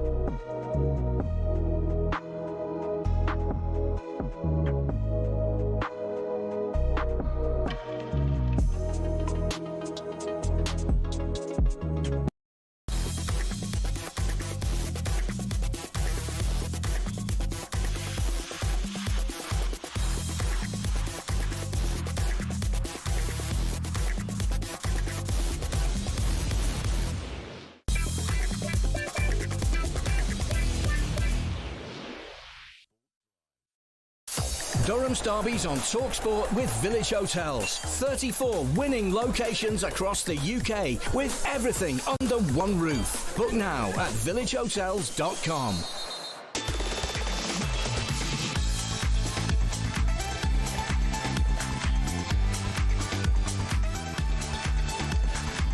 Okay, 9 minutes before 8 o'clock. Super Ali up in Glasgow, me down in London. Yes, what a game it was in North London. Arsenal winning 4-1. talkSPORT's very own Harry Durham. He was in North London yesterday speaking to fans after the game. Right, my son, what are your 3 favourite things in life? Arsenal, Jamie O'Hara's tears, and beating Spurs. You couldn't write it, honestly. That is one of the best ones we've had in a long time, and we've had a lot. Absolutely brilliant today. Everyone put their full shift in. Moreno, Saka, Timber, by the way. We're going to win the title, we're going to win the Champions League, we're going to win it all. This is our year, and next year's our year, and the following 3 years is going to be our year. Mikel Arteta, best manager in the world. Tottenham didn't even turn up. How big's the gap? Massive, massive. Remember to get down to your nearest Village Hotel. Head down for the football, head down for the darts, head down for the food. For the perfect night of live sport at the pub and grill at Village Hotels. Visit villagehotels.com for more information. I'm a lumberjack and I don't care. God, what's he's... I shouldn't say because some people can't see it. Dear, oh dear. Our thanks there to our partnership with Village Hotels. Harry Durham there. Ali, how big do you think there's Harry Durham now? No, is the gap between the two clubs now? We saw it. It was evident yesterday, Alan, wasn't it? Let's be honest about it. I'll be interested. I'm actually looking forward to hearing Jamie. He's got to say about it. I think he's having a lane. Oh, he's got to be disappointed, man, because the way they went about it, Alan, was really, really poor. That's what I thought. There was no surprise in Arsenal winning the game for me, because I thought Arsenal would win the game. But as I said earlier, I just thought the manner of Tottenham's defeat, the way they went about it, was tactically terrible. Honestly, I don't know what they're trying to do. Honestly, they're well beaten, weren't they? I mean, I've got to say though. I mean, Arsenal look the real deal. They've been excellent, absolutely excellent. And that was missing a few players as well. Aye, and everybody's going like that result up at Sunderland. Oh, this, that, and the next thing. That could prove to be a good point up at Sunderland. Is it fair to say, Ali, if they don't win it this year, forget it? This is what a golden opportunity. And yet, if Chelsea beat them, it's still, it's still tight. You better believe it. I mean, nobody, well, me included, I've not been talking about Chelsea really, and I've been to see them a couple of times this year. Saw them against Sunderland, seen them a few times, and they've looked okay. But I just thought, I don't know what you thought. I thought Chelsea's problem would have been a lack of an inconsistency, because I don't think they can, put a level of performance in, week out. Yeah. I thought they would lose certain games, but it'd be fair play to them for being where they are. But I did say, the one thing I did say, Alan, I thought this season more than most, there would be results where, teams that you maybe wouldn't expect to take points off the so-called bigger teams would. And that certainly looks to be the case at this moment in time, Arsenal aside. That was thanks to Village Hotels. Let's have a bit of this. It's 7:53. Durham's derbies on talkSPORT with Village Hotels. 34 winning locations across the UK with everything under one roof. Book now at villagehotels.com. How can you not love the EFL when it throws up moments like this? Here's Hogg! Deeney! Do not scratch your eyes! You are really seeing the most extraordinary finish here! They said it's offside, hit me, I didn't. I hit it twice, hit me, bobbed up, that's why I done Foster. It's a joke. Sheffield Wednesday have done it! They've pulled it back in these playoffs! Windass! Quite simply, destined to be from Team Windass. We're in London, hey? We're in London, aren't we? And Aston Villa have scored an uncontested goal, and I've never seen that happen before either. It's never over till it's over in the Championship. Must I forever be a beggar? Yes, Chris Wilder was the good fella at the weekend in the Steel Derby. A huge weekend away from the Premier League, so we'll round up with a bit of E-fellas. First up, in the summer, Patrick Bamford was seen calling Chris Wilder an expletive after Leeds went up and Sheffield United didn't, but just a few months on, and Bamford now plays under him. And the two were even seen laughing and joking after United beat Wednesday 3-0 in the big derby. But Wilder was refusing to gloat when he spoke to talkSPORT afterwards. We have to respect the situation and respect the renewed optimism of our opponents. You know, they've gone through a tough time. I'm not getting soft in my old age, but, you know, I said to Liam and to Barry Bannon coming off, I think they've been an absolute credit to the football club and themselves in terms of how they've handled the last 2 or 3 months, because it's really difficult being in that situation when people are not getting paid, people around them are not getting paid. Players are getting paid late, you know, locally, pre-season, they were training at Woodburn Road and stuff like that. Manager didn't really want to be here, did he? Let's be right about it, cards on the table. Enric took over, and they've been really competitive. This was a dangerous game for us. We had everything to lose and nothing to gain. Chris Wilder there. I believe there was a bit of nastiness as well, a lot of words and songs thrown Chris's way from Wednesday fans, which didn't. I watched it. Which wasn't very good, was it? You know, I know it's a derby and I know it's but I thought he was very, very fair there, very good. Oh, spot on. Listen, absolutely spot on. He would have been delighted. He's got to look after his team, Chris, and he did it. And I watched the game. The atmosphere was great. You know, they scored late on, scored a couple of goals, and then they scored the third goal. They looked as though they could have scored at will the last 5 minutes, but he handled the whole thing. That's not the time to go out there and say this, that, and the next thing. That's the time to go out and say you're delighted with your team's performance, but at the same time you show a bit of respect for the opposition, I think, and I think he did it absolutely perfectly. Yeah, okay. I think his fans would like to have, you know, put the boot in a bit more, but well, you know, he's been around, it's easy to do that. Time. It's easy to do that. It's that's the easiest thing in the world to do, but it's not the right thing to do. Particularly, I mean, I liken it, Alan, to Rangers and Celtic, right? You know, we enjoy the crack and we enjoy the wind up, but the fact of the matter is, we love playing each other, and there is, whether we like it or not, there should be a respect between the clubs, and that has to be the case. And I think that was correct, absolutely spot on the way Chris handled that situation. So elsewhere, Frankie Lampard's Cov came from 2-0 down to beat the Baggies. That's brilliant, by the way, and moved 7 points clear at the top. Below Coventry, they're just 6 points separating third and 17th. Ali, I think Cov have got enough. You know, they were threatening last year, weren't they? Threatening. This year they're flying. What a job he's doing! Fantastic. And I was watching the wee man, but I wasn't working the weekend. I was watching the wee man's game. I'm watching all the results coming through and stuff like that. And I noticed they went 2-0 down. And I thought to myself, here we go, another big test for them. And I think I watched the goals, actually. I'm almost convinced they scored just before half-time. And then West Brom got a red card in the second half for a silly tug, I think it was. And then they were on to win the game, and they looked comfortable at that. But the job that Frank has done and those at Coventry, I think's magic. I really do, Alan. And I'll tell you why. And you know Coventry as well as anybody. Yeah. I think those fans, more than most, right, have suffered like there's been no tomorrow. Honestly, I really, really do, mate. You think they've been shifted, they've been shunted from post to post.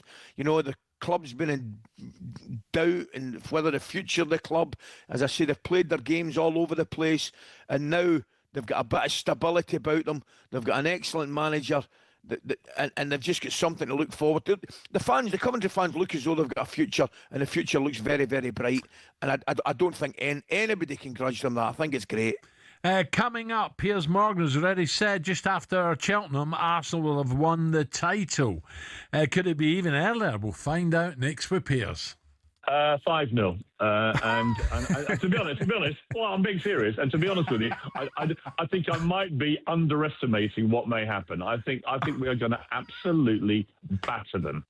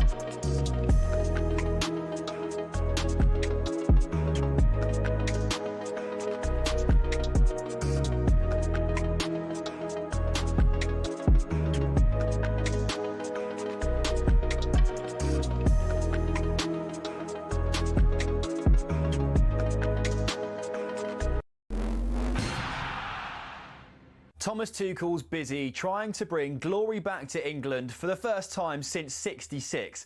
But how did he get here? Well, from the sleepy town of Krumbach via some giants of European football, here's his journey to Wembley.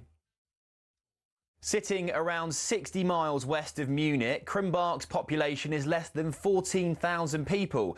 But Tuchel's friends there remember a boy whose ambitions lay far beyond the Bavarian community. His will to win was evident early. Tuchel often captained his youth football teams, and his school side lifted the national German football trophy in 1987. The sport took the young defender on a whistle-stop tour of South Germany, from Augsburg to Stuttgart and then Ulm. A knee injury ended his playing career at the age of 25, though. Tuchel accepted his first coaching role in the Stuttgart youth setup in 2000, hired by none other than Ralf Rangnick. Under Tuchel's stewardship, the club's under-19s won their league title in 2005. But Stuttgart chose not to renew his contract, feeling Tuchel had an abrasive personality. He went on to manage Augsburg's second team before spending 5 years at the helm at Mainz. He then followed in Jurgen Klopp's footsteps and moved from Mainz to Dortmund. Here, Tuchel secured his first major silverware, the German Cup, in 2017.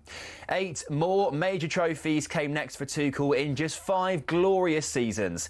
He won 2 Ligue 1 titles and a pair of domestic cups as PSG boss. At Chelsea, he famously lifted the Champions League, as well as a Super Cup and a Club World Cup, and he also bagged a Bundesliga at Bayern Munich. And then, 4 months after leaving Bayern, Tuchel was unveiled as England's new manager. I always wanted to come back to England. That was my big goal. I have the best memories of the country, of the league and of the players, the attitude towards the game, the attitudes from the supporters. Well, here's hoping Tuchel can finally drag England over the line at a major tournament.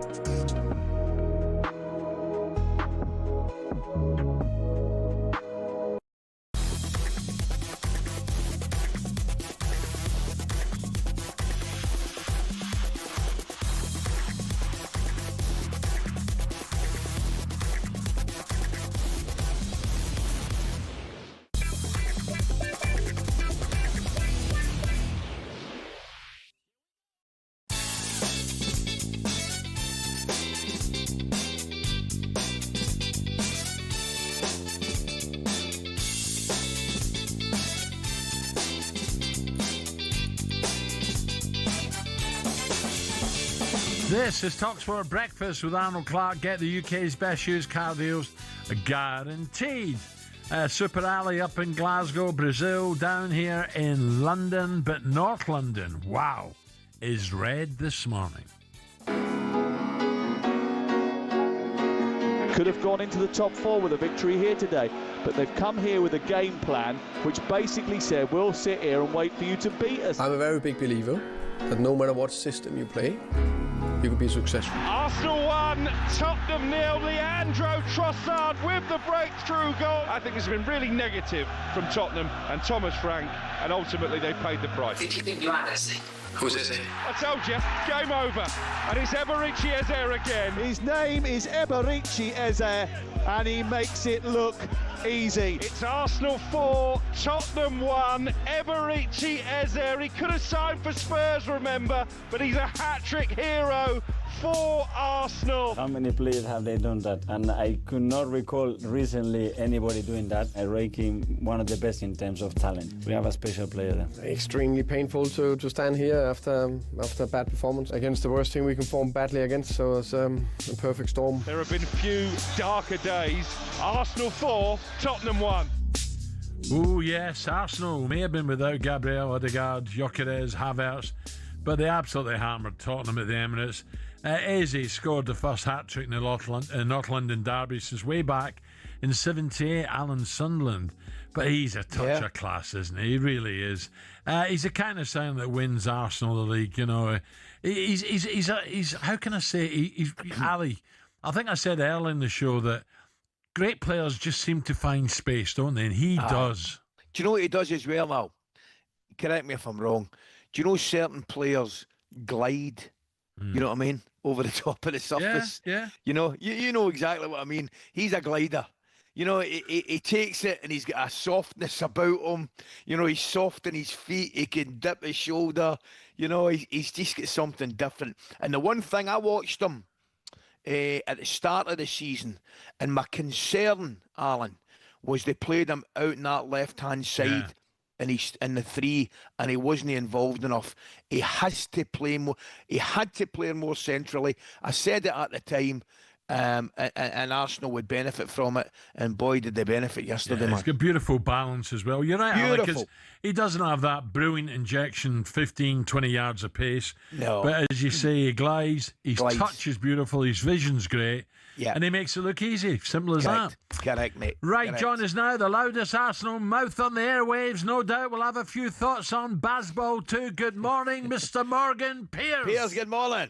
Well, good morning, Chess. But if we could just have a moment's silence for Tottenham fans, it's a difficult morning for them, and my heart goes out to them. I don't really know what you do after that if you're a Tottenham fan. You probably have to leave the country. I don't know. I haven't spoken to my dad this morning. Yesterday, he's a Spurs fan, obviously. He said he stopped watching at 2-0. I mean, I was at the ground.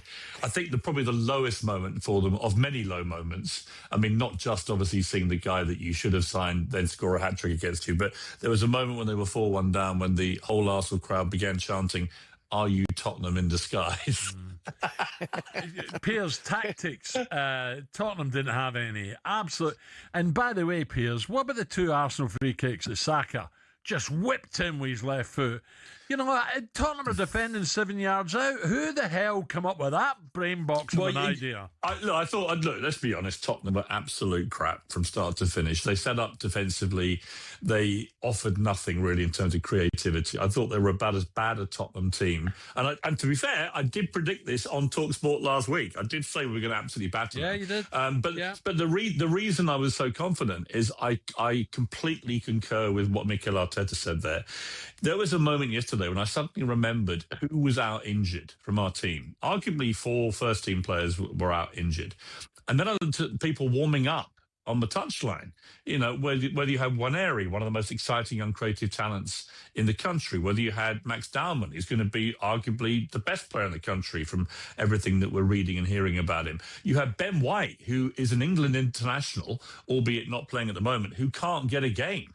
Right, because we had this amazing situation where Gabriel's out, and normally that would have been a big blow to us. But Cappier came in and was majestic. He was then replaced by Mosquera, who is also a majestic centre back. We have incredible strength in depth now, and I think that Thierry Henry said it right yesterday. We're no longer about trusting the process. The process has now arrived, and I think when all our strikers come back. Having said that, Trossard yesterday was a brilliant unsung hero. What a player he's been this season. You look at almost every position. And the other thing I thought was, for the first time since the Invincibles, we've just got a team of warriors on the pitch. I look at people like Calafiori, I like him. And Saliba, Gabriel when he plays, the guys that came in for him. And the one that I love most of all Eze's been brilliant, and brilliant yesterday. But Declan Rice has to be the best Arsenal signing of this millennium. You know, I would say that the best three in my lifetime before Bergkamp, Omri, and Vieira. But the best signing for Arsenal this millennium has been Declan Rice. He is an absolute general. Have you met in him, that Piers? team now. Have you met him, Alan? I have. I've got to know him. I've got to know him well, actually, and his family. His family have a box very near where I go. An incredibly lovely family. He's so grounded. And the thing I love about us, actually, the Arsenal team, if you looked at Eze's interview after the game, so humble. We listened to Saka, so humble. And as you know, lads, humility is my strong point. So I recognise game in others. But I do think we have a remarkable team now of humble guys who don't think they've won the league yet, albeit I heard on Sky last night, and you guys will know better than me if this is true, but apparently no team has been 6 points clear at this stage of a season and not gone on to win the Premier League. Well, there's a tricky game coming up, Piers. Are you going to the bridge at the weekend? I'm trying to get there. Yeah, if any Chelsea fans want to give me their ticket, I would love to be there. I think there's a tactical decision to be made by Arteta because we got a game against Bayern Munich on Wednesday. We'd love to perform well against Bayern Munich, of course we would. But actually, it's relatively meaningless in terms of our Champions League aspirations. Now, Arteta won't want to hear me say this, but actually there's a very good argument for resting some of the really key players because they'll be pretty tired after that North London derby, not least running around celebrating so hard. So I think I think he's got some decisions to make. But again, the beauty of this squad being so deep is that he can afford to do that and not weaken the team. I mean, you could bring in 3 or 4 players now against Bayern who will be playing their lives out because, you look at Eze now. You're right, he should play in the middle. But where does that leave Martin Odegaard, the captain, right? I mean, is he going to come back in? Are they going to drop Eze after that? Are they going to put him on the left where actually I don't think he performs as effectively for us? So these are big decisions, but what a choice to make. Madueke was brilliant when he first came to us. He came on last night, was jinxing around again. He's going to have Saka, he's going to be challenging Saka for that position. Martinelli, nearly fit again. He was great early in the season. You got Martinelli, Trossard on the left. I mean, these are first world problems, but my goodness me, we have a squad now. So I think Arsenal fans, we've been the bridesmaid now many times in the last few years. Piers, we desperately want to be the bride. Let me bring you back down to earth. England in Perth. Oh my God! Do we have to really do that? Yes, we do. Shocker, wasn't it? Shocker. Well, it was. It was a completely bizarre game of cricket. I got up at 2:30 on the second day and watched the entire thing unfurl in real time. After about 90 minutes, we were absolutely cruising. It just seemed that we were going to win this game at a canter. And then there was this devastating period where 4 or 5 of our batsmen decided the best way to play a moving ball that's bouncing is to try and smash everything through the covers. When every single person I'd seen in the build-up to this Test match had said, do not start driving the ball when it's moving around and bouncing at this ground. And so there was a kind of collective brain freeze. I'm sure they know it. So, we haven't gone from being one of the best teams in the world to one of the worst. And Ben Stokes, as a wounded animal, is going to get these boys back and firing. I've got no doubt. But day and night, Piers, day and night, the Australians very rarely lose. They do.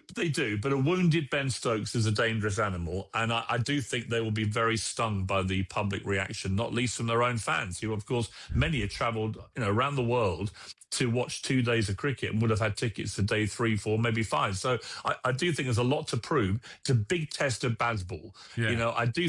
In a way, it's ironic because Travis Head came out and played one of the greatest innings I've ever watched. Yep. But in a way, he played Bazball, right? He took Bazball to us and he smashed us out of the game. Now, we just didn't have anyone that did that. So I think it's a big test the next game. We obviously have to win in the Gabatoire, as they call it. It's going to be very hard, but I definitely wouldn't rule England out. This team doesn't really draw. We win or lose, and when we lose, it tends to be pretty badly.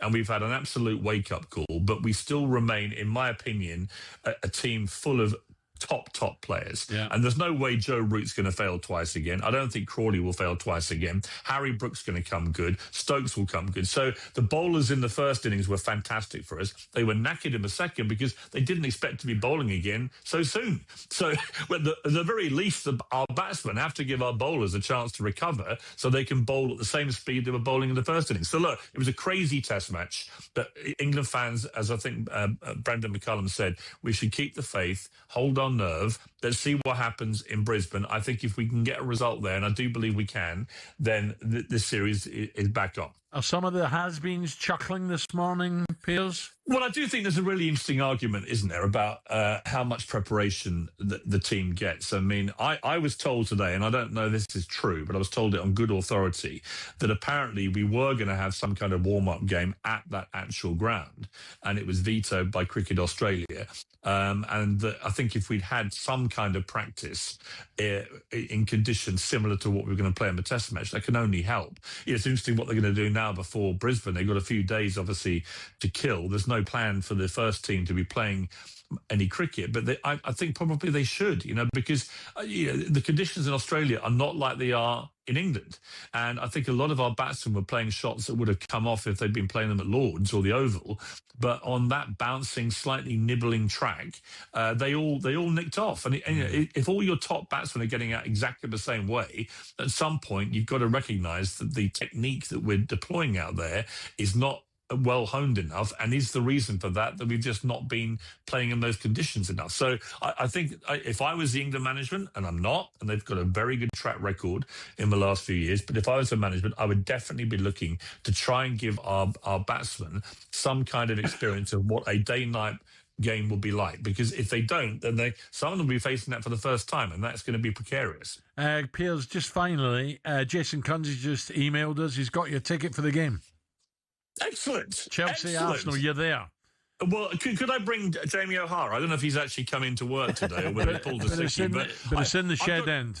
I would love to have a chat with Jamie. I can't even imagine what it's like being Jamie O'Hara this morning. It must be one of the worst feelings literally imaginable in the world. So my thoughts for Jamie at this difficult time, maybe given all your predictions about how Eze was going to be a waste of money, given how Arsenal have ruined the Premier League, we're never going to be the bride, all these things he's been saying for the last few years. Yesterday, Jamie O'Hara, in one glorious 2-hour period of football, was silenced, I hope, forever. Piers, thank you. Piers Morgan there. Jamie, the chunk will be coming up later on. Come get a few emails and texts here. Oh, Piers, we'll get you there. Don't worry. Now, Cristiano Ronaldo scored a great overhead kick as well, by the way, at the weekend. Hey, I saw it. His overhead kick was unbelievable. We'll never get two more opposite sides of the spectrum, right? Jamie's not turning up, is he? There we had Chris Wilder being as magnanimous as any human being could be to his City rivals, and then we had Piers. There you go. Coming up, we'll find out just how big a favourite Arsenal are now for the title.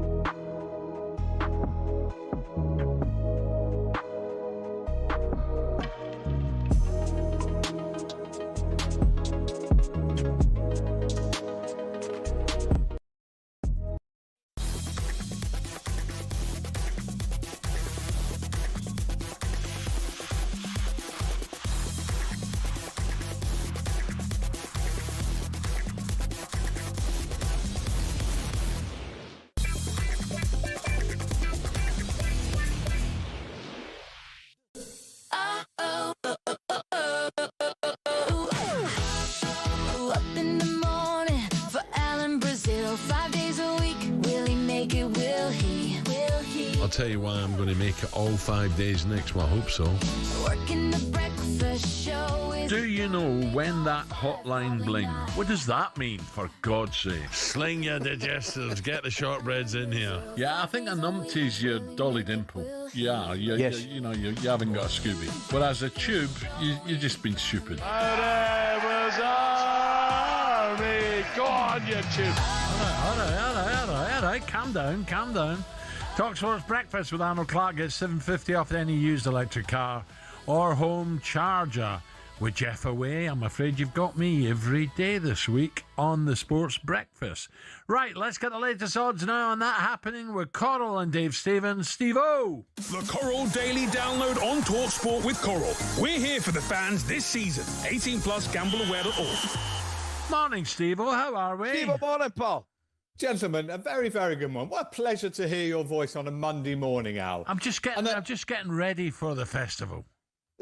This is a good warm-up coming early in the season, like a lot of the good horses that we'll talk about. But what I need to know before I can price up this 5 days is, what's your social calendar looking like this week? Any lunches? Any engagements? I'll be here. No, Friday there is, but that's after the breakfast show. Yeah, so there's not a problem. I think we can go a shade of odds on you making all 5 days out. Yeah, I've got every faith in Mrs. Brazil anyway. Steve-O, listen, at the weekend, I missed it. I was gutted. They tell me it was a hell of a race over at Punchestown. Am I right in saying Gaelic Warrior was the one that Brazil come to pip at the festival, jumping the last? You are absolutely right. And in fact, Paul Townend, the big race jockey, referred back to that. He said, I don't know how we got beat in the Fred Winter. And I'm watching this thinking, well, I do, because JP fancied Brazil a little bit more than Gaelic Warrior. But you're absolutely right. That was a world record. That took me 5 hours to get out of Cheltenham. Yeah. Well, that was an absolute one of a day not to forget. But there was some brilliant racing over the weekend, Ali. I'm sure you watched some of it. I mean, I'll just nip through it quickly. At Ascot, Django Bay, the Arkle winner, won for Nicky Henderson. He's now 4-1 for the King George. Bolted up. Grey Dawning won the big Haydock race. He's 14-1 for the Gold Cup. Dan Skelton flying. Steve-O, how well was he going 2-3 hours? I mean, you're thinking, he was absolutely cantering all over them. Harry Skelton was stood still. It was one of those you're thinking, how much horse has he got under him? We needn't have worried if he'd back Grey Dawning because he had plenty. So he could go straight to the Cheltenham Gold Cup, might have one run. There's a really exciting one. Harry will be listening. The Jukebox Man made his reappearance. Absolutely. And was electric, Ali. Pray God his joints are good today. They'll be straight in. He'll be first looked at probably to see if there's any heat in them joints. I hope not, because he was brilliant. Absolutely. He's 6-1 for the King George, the big Boxing Day highlight. He won the novice race at Kempton last year, so we know he loves Kempton. So Harry will be all roads to Kempton. Lottie Mouth, she's now 3-1 favourite for the Champion Hurdle. She won at Punchestown on Saturday, but we got a great race at Newcastle this week. Constitution Hill, the New Lion, Golden Ace, and then Gaelic Warrior yesterday in a brilliant... I mean, the ride Paul Townend gave him was just sensational. Beat his stablemate Factor File, and he's now 7-4 favourite for the King George. What a race. What about the Gold Cup, Steve-O? Is it just a bit too far from the Gold Cup, do you think, up that hill? I think, Al, if they go and win the King George with Gaelic Warrior, it'd be very hard not to go for the Gold Cup, because there is only one Cheltenham Gold Cup. Wayward lad done it a few times, didn't he? Couldn't go up that hill. I still think we're going to get some King George, guys. Yeah, that's the thing. Before we worry about the Cheltenham Gold Cup, this King George, sponsored by Ladbrokes, on Boxing Day, is going to be an absolute Christmas cracker. And as I say, I'm so chuffed for Harry because he put so much into the game. Only has one horse, of course, changes the name every week. But the Jukebox Man is going to give him so much to look forward to at Christmas. Steve-O, I know it's early, but how do we bet for the Premiership now? Have Arsenal really tightened up? Not as much as you might think, actually. Look, they're 4-9, so clearly they're the team to beat. City, despite another defeat, 100-30. Chelsea, 14-1, and it's 14. Liverpool. Ooh. 14 Chelsea, third favourites now. Liverpool, 25. Do you know what? Realistically, Liverpool should be bigger than that, the form they're in. Manchester United, 33s. Obviously, they play tonight. They're 8-11 to beat Everton, who haven't been great on the road, 7-2, 3-1 the draw there. So... yeah, look, clearly it's Arsenal. They're playing like champions, Ali, aren't they? I mean, I thought I spoke to Shaban and Cash yesterday, and I was 1-0 to the Arsenal could be the result. They played like champions and blew Spurs away. They did, mate. Steve-O, have a great day. Thank you very much. Enjoy, pal. Cheers, Steve-O. Dave Stevens there from Coro. Brilliant. That was a look at the latest odds.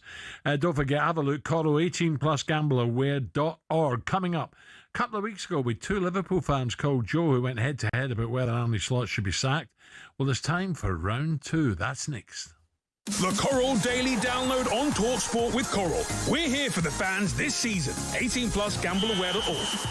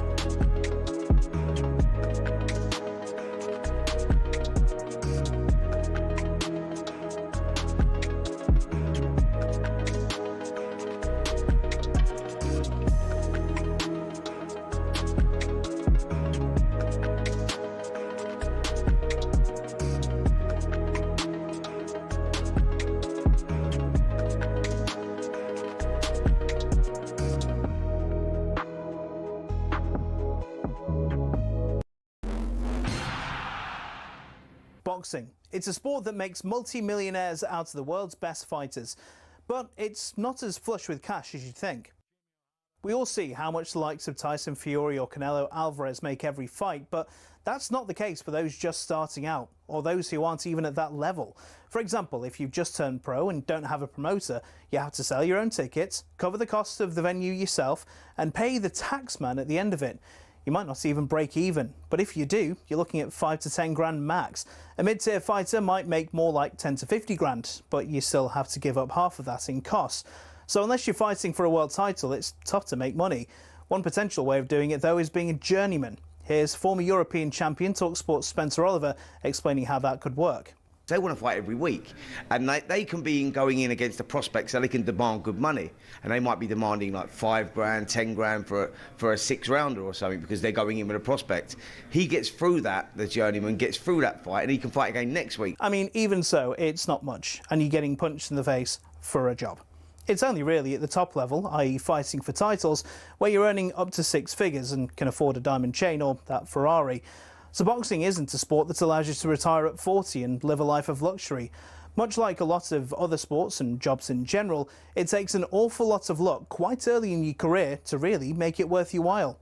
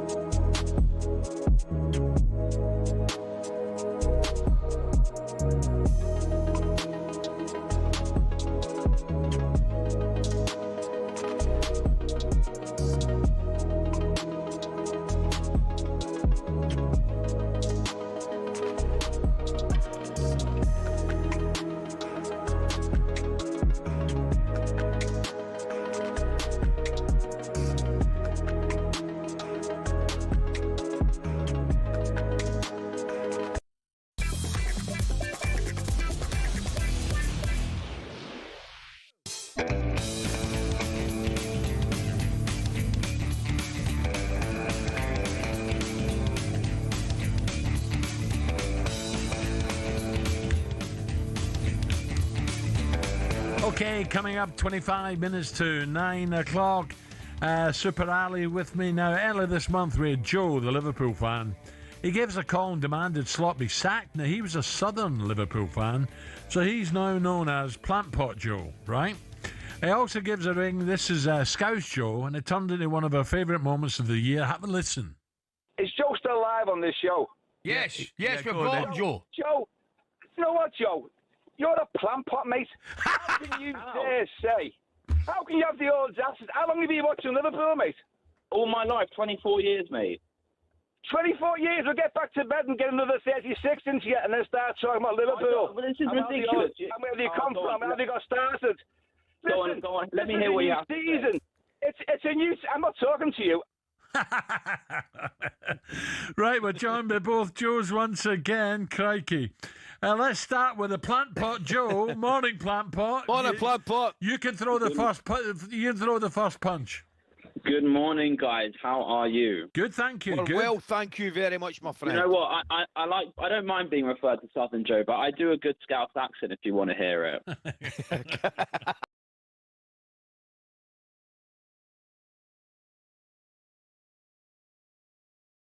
The Plant Pot, excuse my language this morning, but at the end of the day, I was right and you were wrong. So anyway, I'm going to put my normal accent back on. I was right.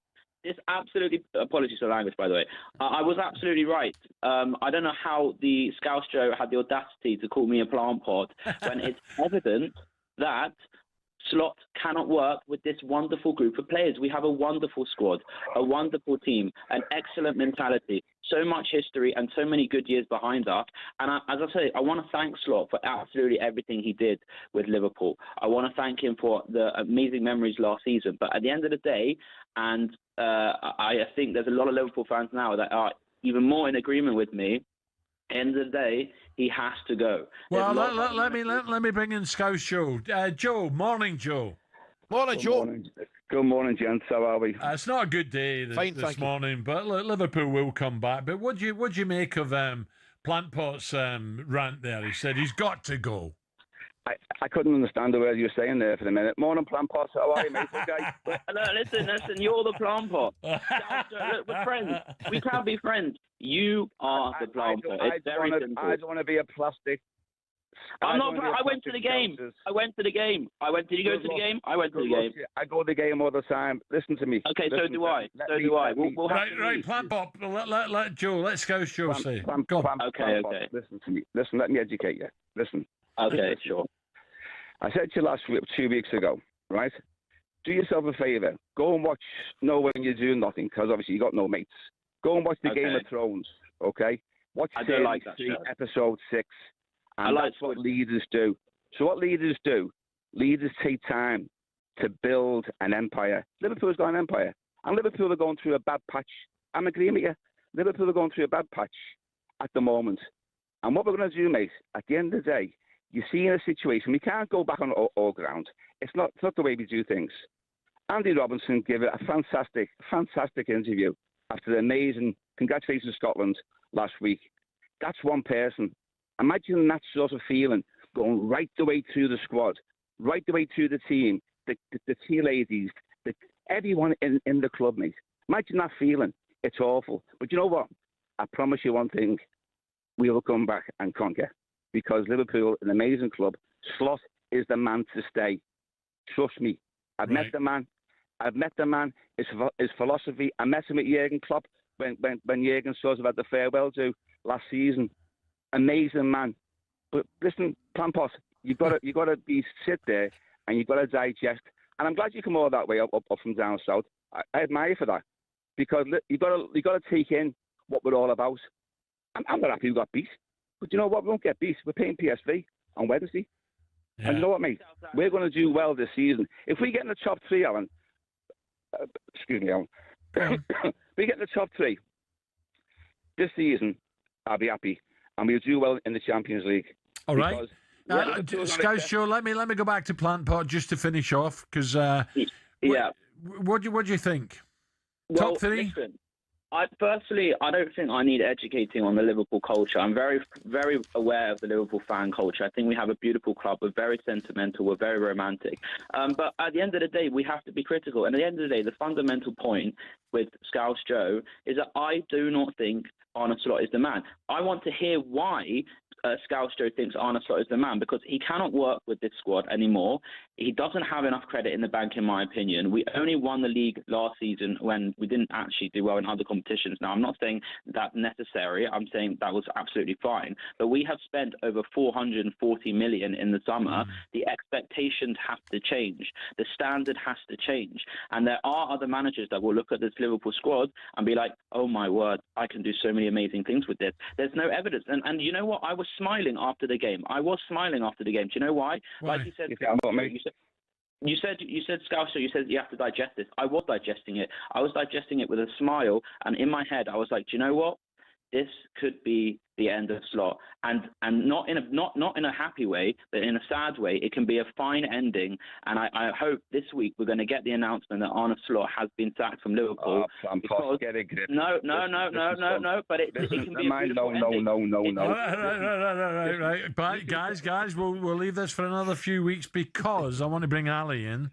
And Ali, they're just 3-4 points away from being up there top three. So there's a long way to go, a lot of points to play for. Of course there is, absolutely. Now, I understand, you and I both have been involved in the game long enough to understand fans' differing opinions. Yeah, and it's good, it's healthy. Now, of course it is, absolutely. Well, I'm in Scouse Joe's side of this, and I can understand the frustration. I don't like calling him Plant Pot Joe. You can't be doing that. Anyway, getting back to the point, the man won a title last year with as good a style as we've seen any team win the league in a long, long time. And I include City. City with some fantastic teams, wonderful sides. But equally, Liverpool last year, I thought, totally dominated and were thoroughly deserving victors. We saw what happened to Manchester City last year, Alan. I think they lost 8 or 9 out of 12, right? Now, it just shows you it can happen, particularly in the greatest league in the world, right? You've got to take that into account. It's the greatest league in the world where the best teams and the best players play. So you're going to get surprises and shocks. There is no doubt that Liverpool will be back. No doubt whatsoever. But there's a lot of underlying factors that have prevented them, are causing the problems. And I've mentioned them. None of the signings, with the exception of Ekitike, in my opinion, have anything like hit the ground running. Whether it's Isaac, Wirtz, Frimpong, Kerkez, they've all struggled one way or another to get going. Now, that'll change as well, right? It will change. I don't think Liverpool win the league. I did think they'd win the league at the start of the season, but I told you what I did. When Liverpool beat Arsenal 1-0, For some bizarre reason, I then went and backed Arsenal to win the league because I just like to look at Arsenal. Yeah. But Liverpool, they're too good not to come back, and they will come back. There's no doubt about it. And I think Arne Slot's a very, very good coach. I think he's a very intelligent man. And it's only a matter of time before that turns round again, the same way Pep turned the City thing round. OK, 8:43, still to come on breakfast. Superstar Breakfast preview on talkSPORT with Travis Perkins. Doing what matters for the trade. Find your local branch at travisperkins.co.uk. It was a battering, an absolute battering in the North London derby. Arsenal romping to a 4-1 win over Tottenham. So who better to welcome to the show than this man? We're back, Jace. Spurs are back. You're back where? Spurs are back. Back where? We're back amongst it. Back amongst what? We're back amongst it. Back amongst what? Yeah, we're joined in a few moments' time by our very own Scarlett O'Hara. The chunk will be joining us at 9 o'clock with his tail firmly between his legs. Come on, Rip. Up next, though, we'll ask former England skipper Mark Butcher if Geoffrey Boycott is right when he says, I cannot take this stupid England team seriously anymore. That was a look ahead with Travis Perkins. Superstar Breakfast preview on talkSPORT with Travis Perkins. Bricks on bricks on bricks. Over 40 million available to order with delivery to site. That's one less thing to worry about.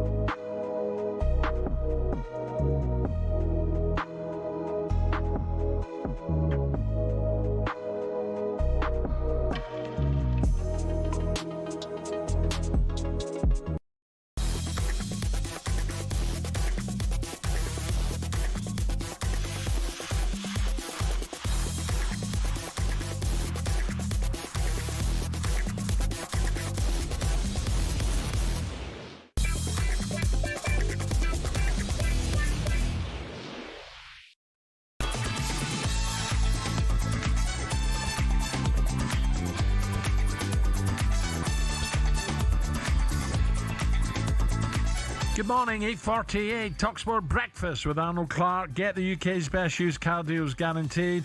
Super Ali with me. Right, England fans. Oh, how are you feeling this Monday morning? 18 months of waiting for the Ashes to be beaten inside 2 days. Travis Head struck a 69-ball 100 in devastating fashion to thump England by 9 wickets. England go 1-0 down and head to Brisbane, where Australia have an impeccable record. Captain Ben Stokes is not panicking, however. We've been in situations where we have been behind series before, and it's our attitude that I think stands out, that allows us to move on to the next game through good and through bad. We're a very good team at, I think, dealing with emotions when we need to think about what we've got coming up next.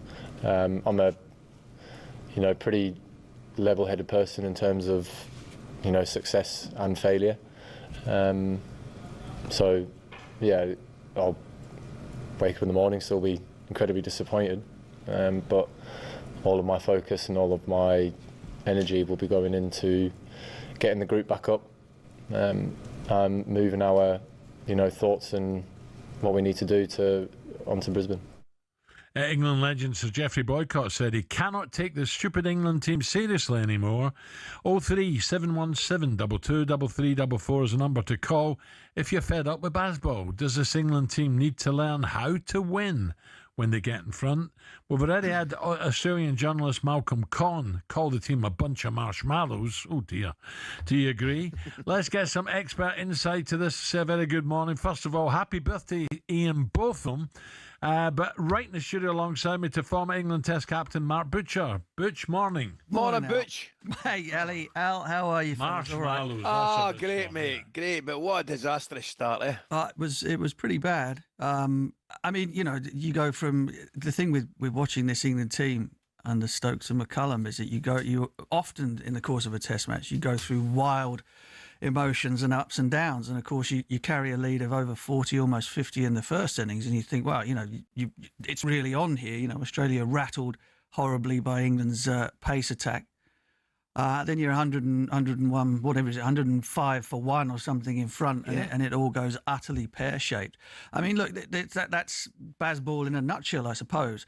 Well, one thing that really bothers me, actually, obviously there was the whole thing about the preparation and not sort of playing any matches and not actually having any sort of, barring a few net sessions, idea of how wildly different playing in Perth is, particularly for the batters. But having said all that, that's their decision. They've decided they're going to go that way, and fine, they have to live and die by that. But one of the things that happens there is that if you're learning as you're playing about the things that you can and cannot do as a batting lineup whilst the Test match is on, as opposed to having done it beforehand. And one of the issues, I suppose, with the England batting was Bazball's all well and good, and Travis Head proved that being ultra expansive on a pitch that was doing plenty and pacey or whatever was the way to go. But you have to be discriminatory in the way that you do that. And I think that England missed a massive opportunity. No Hazelwood, no Cummins. And unfortunately, what they did was, unlike the way they played Bumrah last year when India were over, they looked at Bumrah and went, this is our danger man. We'll make sure that he doesn't take huge bags of wickets because that's the key to India's success. But they didn't do the same thing with Stark. Stark was the one guy that they needed to be wary of, very, very careful with, and they weren't. He took 10 for... Don't take chances. Did the rest, yeah. I mean, just be a bit smarter. It's all very well with the brawn and going out there with that attacking, aggressive intent, but there has to be some smarts to go along with it too. Ali, I think that's a great point. Oh, it's a massive point. I got up, Butch. I went in my bed for a couple of hours and I love my cricket, and I got up and watched it. And even the second day, I'm thinking to myself, Crawley goes again for his duck. And I'm thinking to myself, here we go. But then there was. They duck it and they definitely stabilised the situation. Yeah. And I'm thinking to myself, 59 for 1, bit of lunch, and then they came out, and it was the collapse, that 30 minutes after it, Butch, and you'll need to explain to me as a layman, it looked the same kind of shots that we're all getting out with. Yeah, exactly that. I mean, and one of, crikey, the long time ago since I played down in Australia. But one of the talking points that we always had as a batting group was to be incredibly careful, driving on the up, particularly in Perth or maybe in Brisbane on the first 2 days where the ball tends to bounce quite steeply and sharply. And it was almost like you had to kind of put that shot away and find other ways to score. Now, this England lineup doesn't struggle for options to score. You know, that's kind of like their MO is to bash the ball to all parts. But in any situation on any pitch against any opposition, there are going to be some areas that are more dangerous than others. And for England, for Pope, Brooke and Root to all go flashing sort of big expansive drives to balls that weren't half volleys, all of them to go within the space of 20 minutes. Can you comprehend how Joe struggles in Australia? Weird. Yeah, I mean, I don't know. It's one of those things that compounds itself, isn't it? You know, the more trips you go down there without that success, without getting that 100, the more tense he becomes about it, the more the Australians are on his back about it. But he should be absolutely gutted with the way that he got out, particularly in that second innings, because again it was a big sort of flashing drive to Mitchell Starc, ball wide of off stump, bat way out in front of himself. Inside edges it back onto the side. I mean, you could consider that unfortunate, but it's kind of that's exactly the sort of thing that you need to be guarding against when you're playing. Yeah. And nobody should know that better than somebody who scored as many runs as him. But you mentioned it. You mentioned it, mate. The irony of Travis Head's innings, kind of out baseballing, as if you like. What did he do differently? Well, I mean, Travis Head's an extraordinary player. I mean, number one, England wouldn't have expected him to come out and open. Obviously, Khawaja, the opening batter, and England pinned Australia down in that first innings because they came out and tried to play in a very, very sort of defensive manner, right? Which is why I say about England that actually the approach and the attitude to sort of trying to get on top of the bowlers on a pitch like that is not a bad one. It's just it's the way that you do it. Travis Head likes to stay on the back foot, try to hit the ball as it's bouncing, and try to hit the ball square of the wicket with a sort of a horizontal blade. You never once saw him kind of like trying to drive with a straight bat through extra cover. He'd always wait for the ball on the back foot and hit it square of the wicket. And that was kind of, I mean, he's Australian. He knows those conditions. He also knows that England like to go at him with the short ball. England had decided that Travis Head can't play the short ball, but he gets away with it. He moves around in the crease, stays back. And if you do happen to bowl a lot of short balls to him, he'll smash you over third man, over point for six. He'll get inside the line and hook it over fine leg for six. He's very, very good at that, and he expects it from England. That's basically the only way that they attack him. So on to Brisbane, day night. We know the Aussies are almost not unbeatable, but the record is absolutely fantastic. not. Do England win the toss and go into bat, or do they put them into bat? Well, I mean, again, day-night test matches sort of throws up lots and lots of different scenarios. You know, both teams would prefer to be bowling in the evening session when the lights come on, etc., rather than batting. I felt in this test match, just from a tactical point of view, that England really ought to have bowled first. If you're going to pick 5 quicks, which in the end ended up being superfluous, having 5 of them, they would have been better off, as far as I was concerned, playing Will Jacks at number 8 and trying to get some extra runs out of the lineup. But anyway, if you're going to play 5 quicks and the pitch is green, then you bowl first. You bowl first, expecting that a pitch that starts off spicy will get less spicy as it goes along. So if they come up to a similar situation in Brisbane, that it'll be very, very interesting to see what they do, because as I've said, both teams will kind of prefer to bat in the daytime and bowl in the dark. But England would have the upper hand with the ball in hand, wouldn't they? Surely. I think they bowl magnificently. And put it this way: if Cummins and Hazelwood are still unavailable, which we're hearing, Hazelwood is really struggling, so he might not make it for Brisbane. Cummins is not quite so sure, perhaps 50-50. They again have the opportunity to play against an Australian team that is nowhere near full strength. I mean, that's kind of the most galling thing, really, is that you lose a test match that you're ahead in against a second string. Scott Boland has an incredible record. I'm certainly not denigrating him, but he wouldn't have been playing had the other 2 guys been fit. So you had the opportunity of being in front and Australia being under strength, and you get pumped inside 2 days, and that hurts. That's what I was going to say to you, Butch, if I may, before we go. There was a quote, interesting quote, from, and he's prone to an interesting quote. Glenn McGrath said, "I'd be licking my lips," he said, facing this England, batting lineup. He said, now looking at that and that quote, you did mention it looks, I read the same as myself, it looks 50-50 whether Pat Cummins makes it. Yeah. But even if he does make it, I take your point. I'm not sure he'll be 100%. No, he won't be. I mean, and that's a big risk. And perhaps less of a risk playing against England because I don't bat for very many overs. Yeah. But you know what I mean. Even on better pitches, if England go past 90 overs, it's a rarity. And so it's perhaps less of a risk for him than it might be for, say, Mark Wood, for example, playing up, having not bowled since goodness knows when. And in the end, if you look at the way that Stokes used him, I think he only bowled 11 overs in the Test match, which is why I think we should have played an extra batter because, knowing that the game was going to be so quick, you didn't need all of that bowling cover. Mark, just one last one. I've got to break. Does Crawley start? He will start. I mean, we've been talking about him almost exclusively for the last 3 or 4 years working on the TV, and we've all come to the conclusion that it's pointless because no matter what he does, how many runs he scores or how many runs he doesn't score, he always plays. So he's playing. There you go. Mark, brilliant. Great to talk to you. Great to see Enjoy you, Butch. All the Brisbane. best. Thank you. Great to see you. Now, a reminder, you can subscribe to the talkSPORT Cricket YouTube channel and the Following On podcast feed to keep up to date with all the action during this Ashes series. Coming up, we've had the Arsenal side of things. It's time now for the Tottenham side. Oh, dear. The chunk, Jamie O'Hara, is with us next.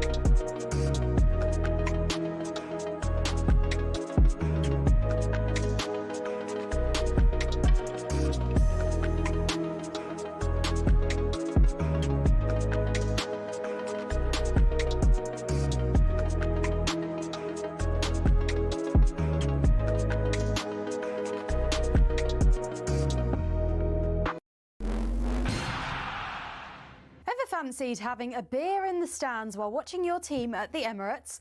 Well, this season you actually can, and not just there. You can do it at Anfield, Goodison Park, Stamford Bridge and Old Trafford too. But hold on, I hear you cry. Isn't drinking alcohol in the stands at Premier League games illegal? You're right, for the men's game it still is, but the Women's Super League is doing something different. And here's how we got there. Back in the 1980s, football had a serious image problem. The sport was plagued by violence, pitch invasions and beer-fuelled chaos. From fan riots at the 1980 Scottish Cup final to the Heysel disaster years later, things were unsafe and the consequences were disastrous. Then in 1985, Margaret Thatcher's government stepped in. They introduced the Sporting Events Control of Alcohol Act, banning alcohol in view of the pitch across England and Wales. Since then, many fans and clubs have called for the law to be relaxed, especially since other sports don't face the same restrictions. If you're popping down to watch the Red Roses roar at Twickenham, feel free to grab a pint on the way to your seat. Wandering down to Lords to catch some boundary bashing?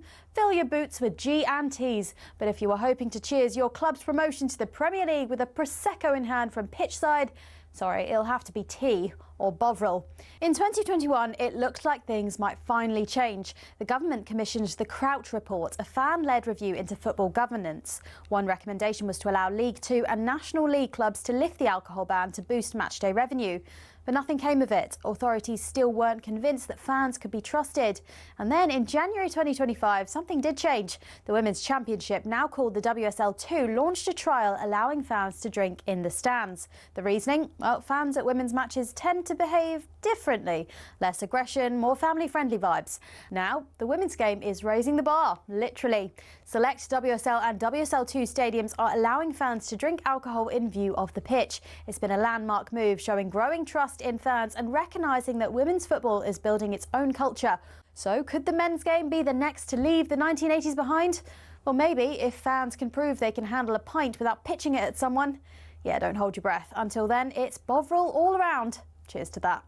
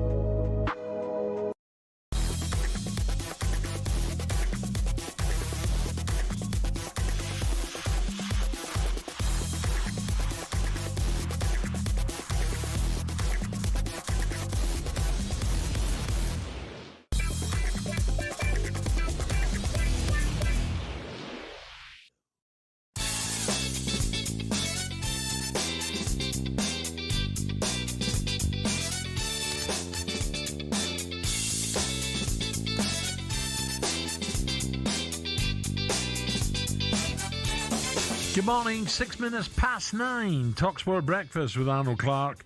Get the UK's best used car deals guaranteed. Super Ali with me now. Before all that, though, Thomas Frank certainly knows who Eze is now after yesterday's brilliant, from an Arsenal point of view, North London derby.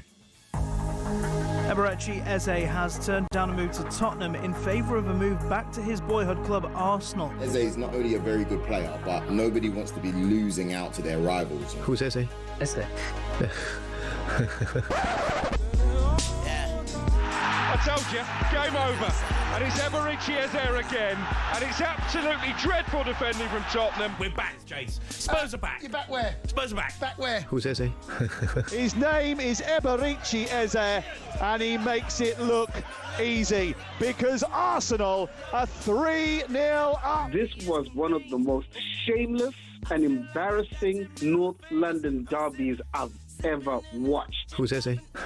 Well, he could have signed for Tottenham, but he chose their North London rivals, and he is coming back to rub salt into the Spurs wounds. Eberici Eze. We're back amongst it. Back amongst what? We're back amongst it. Back amongst what? Who's Eze? Eberici Eze. He could have signed for Spurs, remember, but he's a hat-trick hero for Arsenal.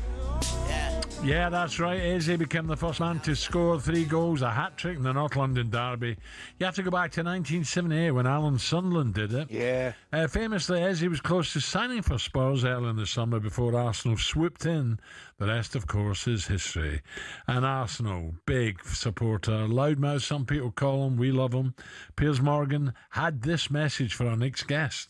Well, could I bring Jamie O'Hara? I don't know if he's actually come into work today or whether he pulled a sickie. But it's in the shed end.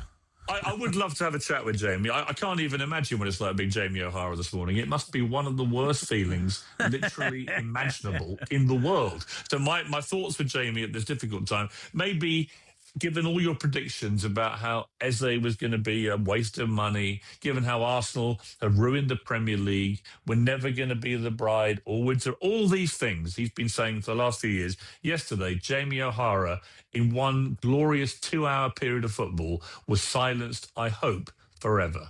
It's time for the chunk to hit back, we hope. Let's get more on Tottenham's, well, shocking performance, wasn't it? A very good morning to former Tottenham midfielder, the chunk, Jamie O'Hara. Jamie, morning, Jamie, boy, how are you, lad? Morning, boys. Morning, how are we? Where do we start, mate? Where do we start, eh? Shocking. Absolutely shocking. One of the worst North London derbies I've ever watched. It was disgusting. I'd rather go through divorce again than watch that again. It was an embarrassment to be even sat there and watch it. I wanted to turn it over. There's a couple of good programmes on Country File when that was on, but I sat and watched it, painfully watched it, maybe thinking the second half would be different, but it was a terrible display of football. Well, let's start with the tactics. Did he have any tactics? Well, the tactics were to go and draw the game. Cowardly, I would say. You know, and the thing is, I go, all right, can we go toe-to-toe with Arsenal? Probably not right now. We can't. But you know what? It's a derby. Things happen. You know, go after it. It's like a cup final. You know, do you go to a cup final trying not to get beat? You know, you go to a cup final trying to win the game regardless. You go toe-to-toe with each other. You never know. And the setup was all wrong. Got 5 at the back, playing for a draw, and we got completely outclassed. It was simple as that. We're all over the pitch, no fight. No real determination to get something from lost in translation, really, in terms of trying to get something from the game. I was really disappointed with Thomas Frank. Yeah, say to dare is to do. Spurs to dare is to do, boys. To dare is to do. And Cundy always says it. You do nothing. And that's exactly what happened yesterday. Jamie, I'm looking at it, mate, and I agree with you. I mean, see the way Arsenal play with the 3 front boys, right? Well, it's a false 9, or what you call it. The one thing they do play with, they play with 2 wide players, right? So if you play 3 centre-backs, inevitably, you're going to drop into a 5 straight away, right? Because your two wider boys and your 4 or your 5 in front will drop back. So straight away, you're on the defensive a little bit. But we were speaking about before the game, mate. After the game this morning, first thing. My disappointing thing watching it, if you're a Rangers fan, you can beat the Celtic, you can take it if you lay a glove on them. You know what I mean? If you have a go. I just didn't think you laid a glove on them, mate. No, Ali, it was embarrassing. It was embarrassing. Look, I've played in North London derbies, and let's be honest, Tottenham, we're always trying to catch up with Arsenal. We have been. We've been trying to do that for years. And they're a million miles away from us, and we get that. But it's a derby. It don't matter how far away you are. It's a North London derby. Any derby you play in, there's a chance, because things happen in derbies that, you know, you can't explain. There's the pressure and the build-up and the fans and the expectation. Something might have happened. You know, we might have gone after them. We might have shell-shocked them, gone 1-0 up. Yeah. You know, and then Declan Rice makes a poor tackle, gets sent off, and all of a sudden, this game on. The fact that we turned up, we rocked up there, you know, all the fans, you know, turned up expecting us to have a go. And you're right, we don't lay a glove on them. Don't get near them. Jamie, like, a few points, and I'm not making excuses because Arsenal battered Spurs. The tactics for me were non-existent. The second goal, Arsenal's second goal, for me is blatant offside. I can't believe that was looked at. That's got to be offside. That's a joke. But it doesn't make any difference now. No. And then the set pieces. Saka on the right with that left foot, that wand he's got. Tottenham are defending 7 yards out in a line. Any flick whatsoever, that's in the back of the net. How can you do that? I don't know, mate, because I cannot believe the difference in the Premier League this season. Like last season, teams were defending right on the edge of the box, allowing the keeper to have space to come and take free kicks. If they're stringing them in, they're trying to catch teams. Now you're defending on your 5 yard, like on the 6 yard line. I mean, what's going on? Like the Vicario coming up to halfway line to kick a ball into the penalty box. I mean, it's the Premier League, for crying out loud. It's Tottenham. We're meant to be playing decent football, entertaining stuff. Long throws and long goal kicks and free kicks. It was an embarrassment yesterday. There's no getting away from it. Tottenham's one of the worst performances I've ever seen. It's probably the worst performance I've ever seen in a North London derby. That's how bad it was. We did not lay a glove. And there's nothing you can say. You just got to take it on the chin and be like, well, we finished 17th. Apologise to the fans. Apologise to the fans. Honestly, I tell you what, Jimmy, already you'll probably get it tonight, but already we've had people coming on here saying Levy, it's his fault. He's gone now, Daniel. He's gone. You know what I mean? You just got to forget about him now and get on with it, what they've got. And Thomas Frank has to. He's got to change this quickly. He's out. He's in the dole queue. Yeah, well, the problem is it's still Daniel Levy's, recruitment. It's still Daniel Levy's squad You've of got to players. do something with them. Yeah, You've got to make it difficult. Have a go. I don't know why we ain't playing Pape Sarr in midfield. I don't get it. Yeah. Like, the lad's got legs, he's got energy. Jamie, I saw your 2 games at the start of the season, mate. I'll tell you the truth. I thought you were different class against PSG and against Manchester City. Yeah. And that was your 3 in the middle of the park. I think it was Ben Cantur and Papa Sarr and Paulinho. I thought you looked really, really solid in the middle of the park and had a bit about you. Yeah, absolutely, Ali. I don't know why we've gone away. It's like we've all of a sudden completely lost belief. Thomas Frank's lost belief that we can win a game of football by going after a team. Because at the start of the season, Man City, we lost to PSG in the end, but it was a great performance. Start of the season, we were going after teams. We had energy. There was a bit of bite about us, a bit of steel in midfield. Now, it's like we've completely gone away from that, and we're just sitting on the edge of our box and hoping that we don't get beat. I mean, he's playing a dangerous game, Thomas Frank. He could get sacked. Yeah. We're all experts after the event. I mean, there's no doubt about that. But for me, I definitely think the best formation's a solid 4. The 3 I've mentioned in the middle of the park. I mean, how can you turn up, Ali? How can you turn up at Arsenal and play Man United's formation? You see what I mean? Who everyone's been slaughtering, how bad it is. You've got no legs in midfield. You can't get around. You get overrun. Wingers having a field day. And we rocked up at Arsenal and played. We didn't have a shot. Not even a shot off target. We didn't have a shot in the first half. It was embarrassing to watch. No, it was sad. Jamie, good luck tonight. No doubt they're going to get pelters, mate. Cundy's going to revel in it. Pelters. Yeah, I'm going to get pelters. Piers Morgan, listen, I've got to take it on the chin today, and what's Piers know about football? Jamie, nice one. Jamie O'Hara. Thanks for coming on, pal. Right, coming up, 9:16 on talkSPORT.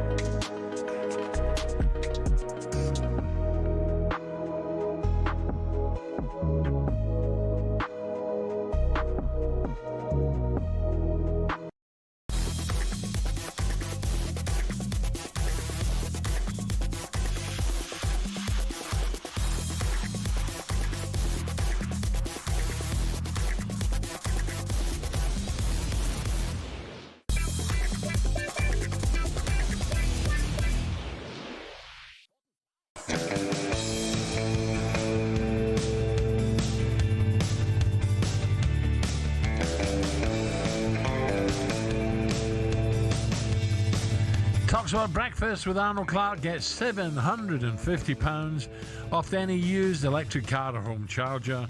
Super Ali's with me. Ali, by the way, I didn't see the whole game, maybe you did, but I was watching the highlights there just in the break. Hearts had some chances against Aberdeen first half, late did they on. not? Late and on first as well. half. What? There's some serious chances against them late on. But it's always, you know what it's like, it's always a tough place to go to Aberdeen, and Aberdeen have been really inconsistent this season. But the first thing you got to say, I think it's Hearts' first league defeat this year, so it'll be disappointing for them. But they've had a couple of draws as well, and Derek would obviously be a little bit concerned the last You spoke to him lately? I haven't spoke to him for a couple of weeks or so, but they've been doing great, man. I mean, what a season they're having. It's fantastic. I just hope they can keep it going. I'm enjoying watching them. Right, it may have been misery for England, the cricket, but in the rugby, whoa, 11 wins on the bounce. For Steve Bothwick's side, let's review it now in partnership with Tenor Men.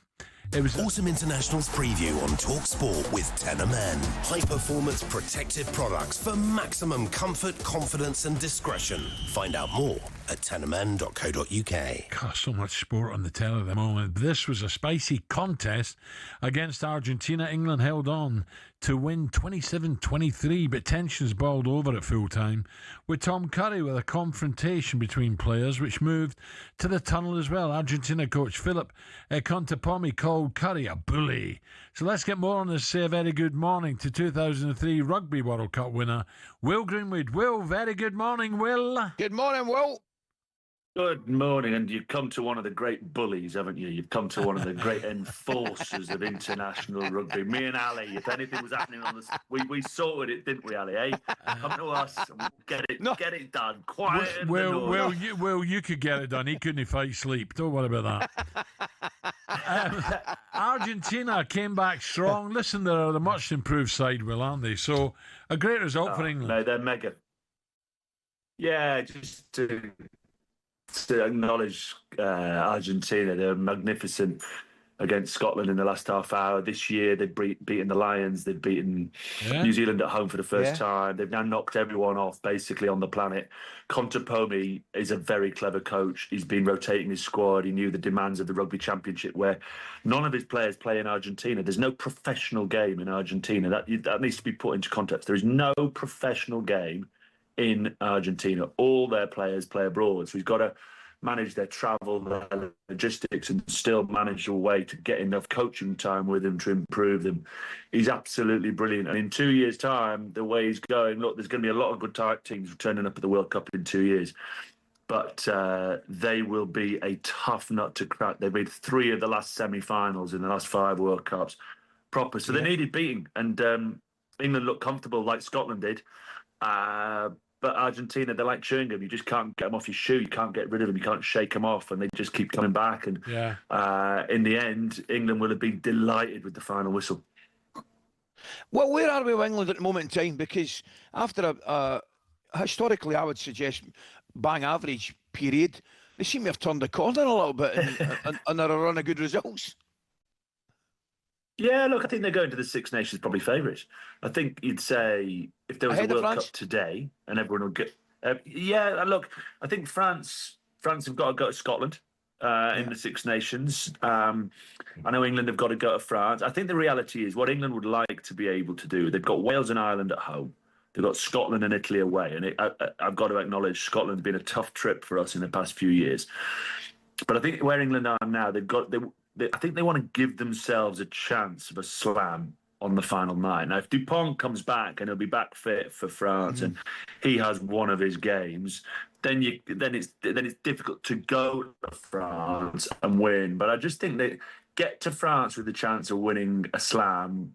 It should be where their sights are set. They've gone 11 on the spin, right? Form-wise this year, they're the second best team in the world. So we shouldn't be embarrassed about that. And we should be confident with the depth of the squad, the quality of the performances, the ability to dig themselves out of holes. They won last-minute games against Argentina in the summer, against France at Twickenham. They nicked it against Scotland. So they're winning the tight ones. And as you know, it's like Arsenal at the moment. I mean, I know they battered Tottenham yesterday, but good championship winning teams, you just find a way to win games in the 90th, 95th minute and just keep the momentum rolling. Yeah. What about the incident then with Curry? You know, he's been called a bully. I see Pollock was in there as well, which I don't mind that. I don't mind that. That was a bit of handbags. They're a spiky lot, these bunch of boys, and they're making their reputation on the back of it. Ellis Genge, of course, right in there always in terms of playing on the edge. They've got some players who feel like they've come through a bit of a battering for 2 or 3 years, written off by a lot of people, and they're starting to. I wouldn't say they're necessarily in siege mentality just yet. They're not circling the wagons, but I think they like being confrontational. I think they see being confrontational as part of what they have to do to get them into an emotional frame of mind to be able to win these test matches. Like you boys, I don't like to sit on the fence. I was 200 metres away, 200 feet away from what was going on. Will, we're just losing you a wee bit. Can we get Will back? He's gone. Will, listen, we just lost the line there, mate. But I get. Do you know what I was dying to ask him? Yeah, go on. I'll tell you one question I was dying to ask him in the final. What he thought overall of the autumn series, do you know what I mean? Because I was looking at South Africa, had 2 great victories. I mean, they're strong victories again in France and Ireland. And I was wanting to ask specifically about Ireland. How does he see them? Because, I mean, recently they've been absolutely phenomenal, the Irish rugby team. But I'm just wondering if they're just beginning getting a bit older. Maybe. I mean, he'd be far better placed to answer that question. Of course, they're getting older, but you know what I mean. Of course, exactly. I know exactly what you mean. I think DuPont's got, if he comes back, and let's hope he does, because he's a great player. But it's going to be some Six Nations, that's for sure, Ali. Brilliant, definitely, absolutely brilliant. I mean, I've got to say, we're up here. Gregor's been getting a bit of stick as well. I mean, I think we've come a long way, Scotland. So do I, mate. Honest to God, I'm reading some of these reporters saying it's time for change and this, that, and the next thing. You know what I mean? And I just think we're a bit blinkered.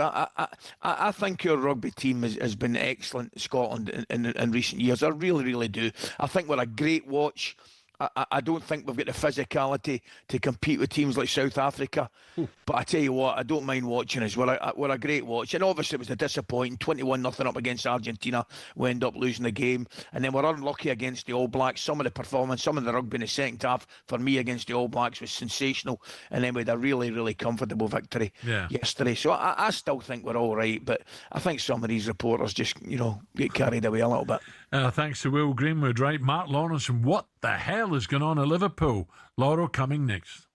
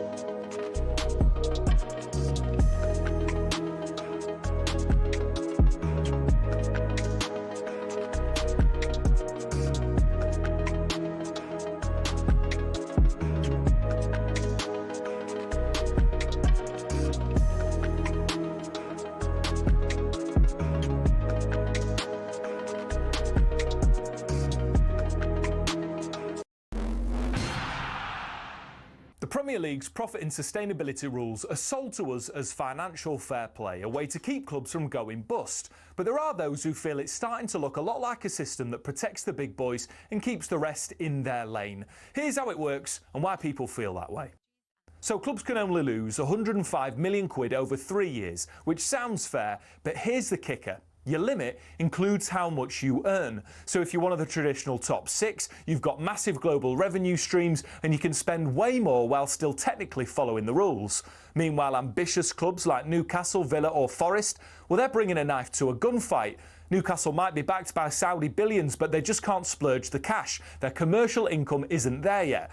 Last season, they won their first domestic trophy since 1955 and qualified for the Champions League, which you'd think would be a great springboard for them to go on and start building a team to challenge at the very top. But because of PSR restraints, they couldn't break their wage structure for a new Alexander Isak contract, and look what happened there. So what's the solution? Well, either loosen the reins so ambitious clubs can spend within their means, or cap spending based on something other than revenue. Otherwise, we're just watching the same 6 teams swapping silverware most seasons, and that, folks, ain't what the Premier League was built on.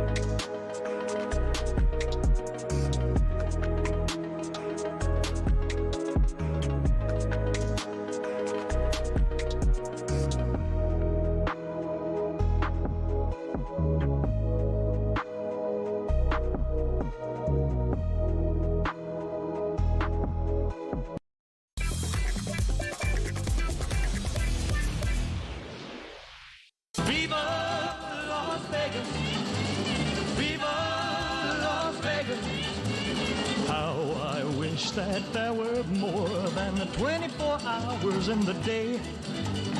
Even if there were 40 more, I wouldn't sleep a minute away.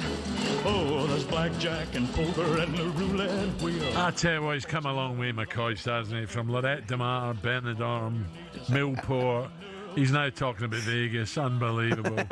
talkSPORT Breakfast with Alan Brazil and Super Ali and our good friends at Arnold Clark get £750 off any used electric car or home charger. How's this for starting 2026? Right. Thanks to our friends at Virgin Hotels Las Vegas, you and a mate could win the ultimate trip of a lifetime to Vegas. Picture this, you and your best mate flying upper class from London to Vegas, checking into a luxury spa villa for 4 incredible nights at Virgin Hotels Las Vegas, cheering from the stands as the Las Vegas Raiders take on the Kansas City Chiefs, and to top it all off, like Ali, $5,000 right in your pocket. So clear your calendar from January the 2nd to January the 7th, 2026. If you're going for it, good luck. 21 plus, UK excluding Northern Ireland. For a chance to win, text WIN to 83338. Text at £2 plus standard network rate. Bill payer's permission required. Or call 03434239761. Calls are charged at standard rate. All entries must be received by the 28th of November at 4 p.m. This is a network promotion. Run across talkSPORT, Virgin Radio UK and Talk. Full terms and conditions at talksport.com. So, what a weekend of sport we have. Incredible. But what on earth has gone on up at Anfield? 6 defeats the last 7 league games has left Liverpool. Well, is that a crisis? They beat Real and everyone's buzzing, and then you lose against Man City and it kind of flattens it out again. You know, that can happen. But at this moment of time, the only focus we have is winning games of football, which it was actually the same last season at this moment. And how's this? It's Liverpool 0, Nottingham Forest 1, and it's Murillo who's got it. This is not the Liverpool we're used to seeing, and you can understand why they're losing football matches. They look really shaky. Would you believe it? It's Liverpool 0, Nottingham Forest 2. Here's the thing for me with Liverpool, right? Even when they were winning, They were poor. Let me give you this stat. This is Nottingham Forest's first clean sheet in 20 games. It's their first clean sheet since April the 1st. Liverpool 0, Nottingham Forest 3, and it's Morgan Gibbs-White who's got it. This would be Liverpool's joint heaviest Premier League defeat at Anfield. When you're at big clubs, decisions are made. So I can understand that there is going to be pressure coming his way. 6 defeats in 7 for Liverpool. Yeah, we have to accept that, and I take full responsibility. Yeah, it's a weird one, isn't it? It really is. So not only is it 6 league defeats from last 7, it's the first time since 1965 that Liverpool have lost back-to-back games with 3 goals or more. Can you believe that? Slots Liverpool are in full-on meltdown. It doesn't look like they'll be stopping anytime soon, or does it? They face PSV in the Champions League on Wednesday night, live on talkSPORT 2, before travelling down to West Ham on Sunday. So how bad does it have to get for Liverpool to consider changing manager? I hope not. Let's ask 5 times league champion with Liverpool, Mark Lawrenson joins us. Mark, a very good morning. Morning, Laurel. How are you, mate? Morning. I'm here to circle the wagons, boys. Mark, I just don't get it, me. I've called them sloppy and a bit lazy at times, but I thought they'd get over that. I thought they'd pick up again, but not so. No. Al, I think the first thing you do is you make yourself difficult to beat. And if, your defenders are one of those who just love to go forward all the time and go, hold on a minute, let's just make sure we are difficult to beat. And that, obviously, they're missing 1 or 2 players. There's no doubt about that whatsoever, but they are so easy to play through, past, over at the moment. And I tell you what, you look at it and you think, wow, exactly what's going to happen. Yes, they've got injuries, but this is Liverpool. They've got a big squad. So I think it's one of those with the manager. Yeah, he's under pressure, but his job's sake. There's no doubt about that whatsoever. Yeah. I think you've just got to get the players together and go, right, you know what?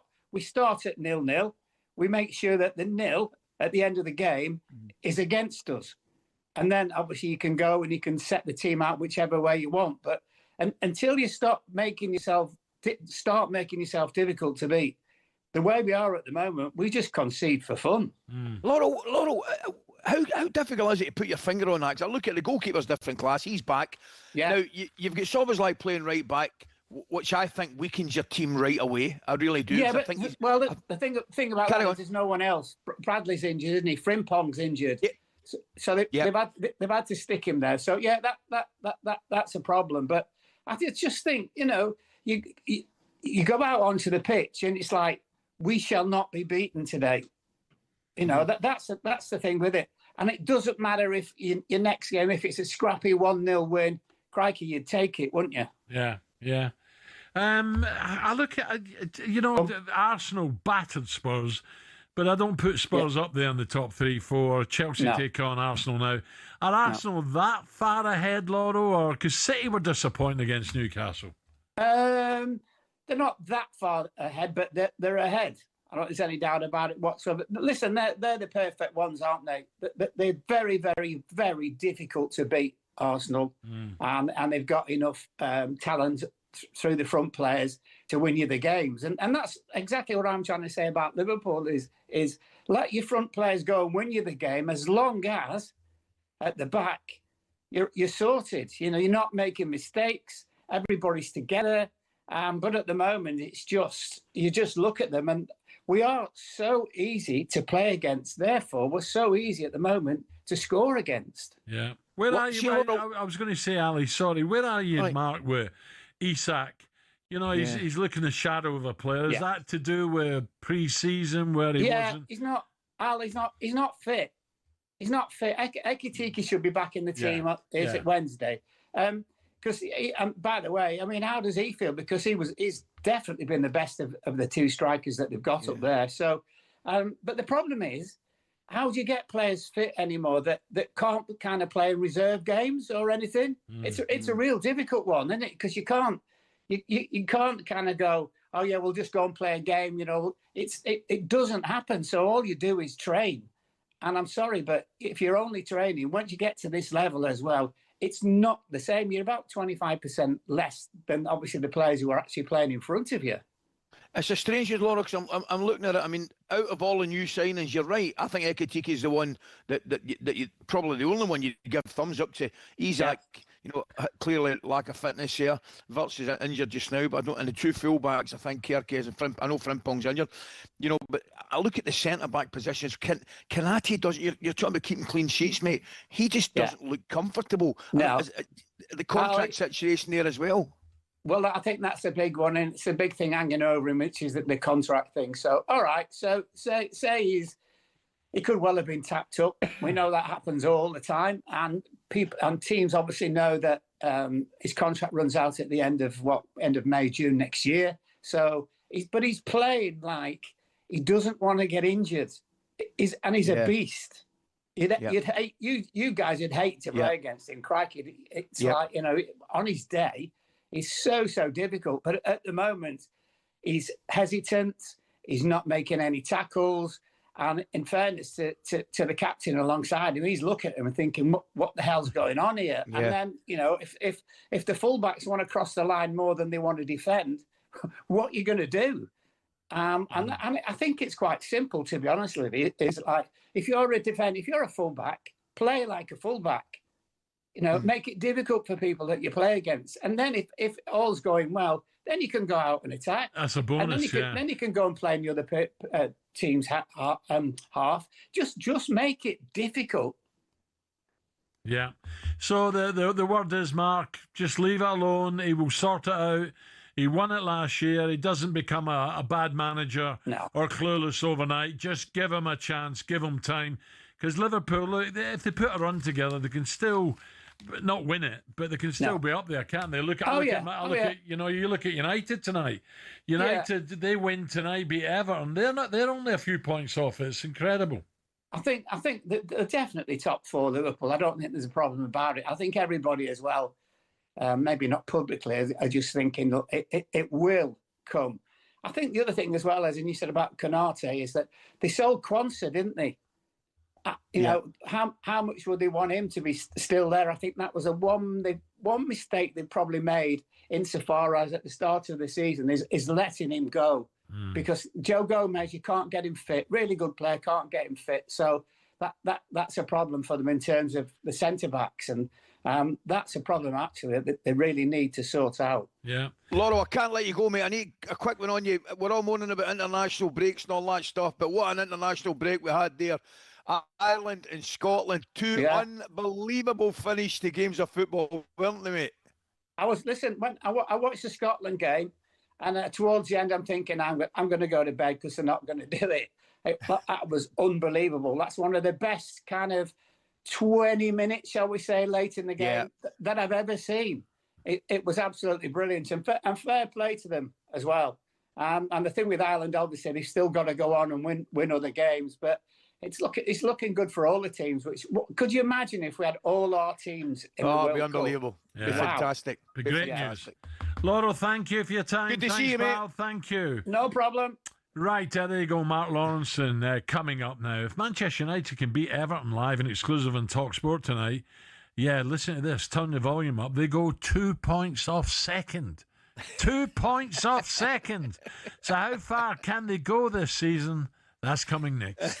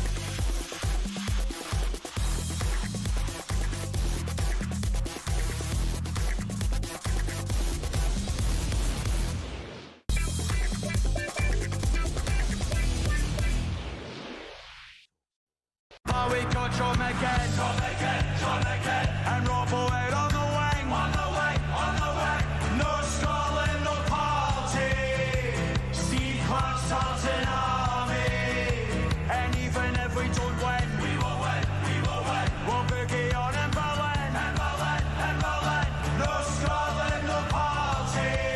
I still have to pinch myself, Ali, how we qualified. Unbelievable, wasn't it? Listen, I was saying I had a wee chat with Kenny McLean on Friday, and obviously I was congratulating him and things like that and saying really well done. And it's amazing. See the 2 games prior, or even the 3 games prior, the defeat in Greece, we beat 3-2, and the Greece game where we won, come back. Hamden, oh my, I mean, and then the Belarus game where we won, right? Those 2 performances. Well, if I was a Greek manager, right, you know, one of those games, Alan, the Greek manager must have went into the dressing room at Hampden and looked in the mirror and went, what happened there? How did do you know what I mean? He must have said, how on earth did we get beat there? It's amazing. But that's the beauty of football. Ken and I were having a chat, and I'm saying, those results keep you in it. Yeah. The level of performance effectively now does not matter one bit. You know what I mean? Everybody moans about, we never played with this style, we never played with that style. Those results are all that matter. Yeah. Imagine, how many do you think we'll take to America? How many? Thousands. I mean, what a time to be a burglar north of Carlisle that'll be, man. It'll be absolutely perfect. The streets will be deserted. I mean, it's going to be amazing. It's going to be absolutely fantastic. And we needed it as well, Scottish football. We needed it. You better believe it. You better believe we needed it. I mean, Hearts doing well. Rangers Celtic have been poor. I don't care what MD says. Been really, really poor. But you forget, Al. I was over in America, as you know, watching, and I'm watching a game, and I was going off my head, man. I mean, I'm just sitting watching the game, and I'm going off my head. And as soon as the final whistle blows, the biggin phoned me, right?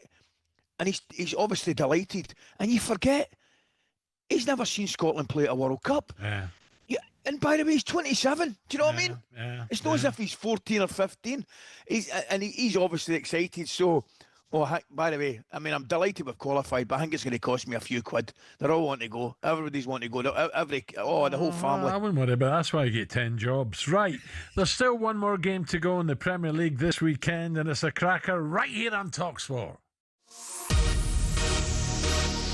It's the link, and he has stolen a point. It's results that matter. This last 5 games has gone a long way. You can't say Man United are back. You can't say Man United have indefinitely turned the corner. It's just really the beginning, and I think sometimes when you win games and people think that we are there, we are far from that. The yellow's crossed towards him, Bamo, and he heads it in. Play on, here's Njai advancing to the edge of the area, goes past one, goes past two, drop of the shoulder onto his left foot, and that is a great goal. Always been important. It's not as if it's just important now. It's always been important in football, but it's just felt probably a bit more difficult, definitely, to get people who can get those goals, which everybody needs. Finally looking up the table again after looking over their shoulder. Everton 2, Fulham 0.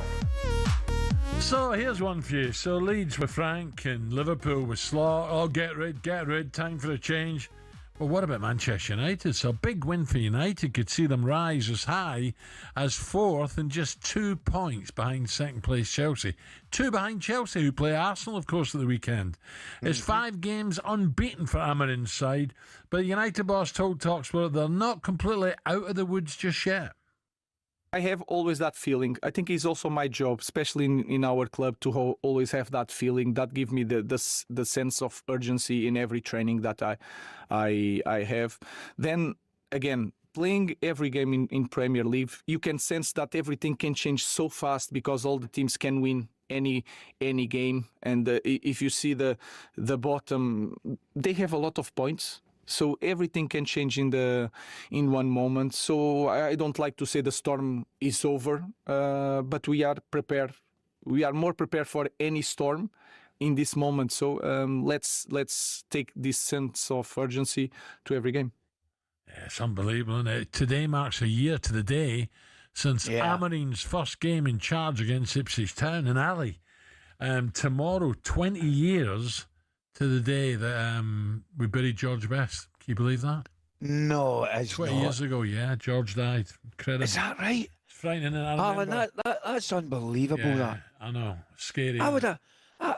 I swear to God, I'd have maybe said 10 or 11 or... 20. Oh, dear me. Hey, what a player.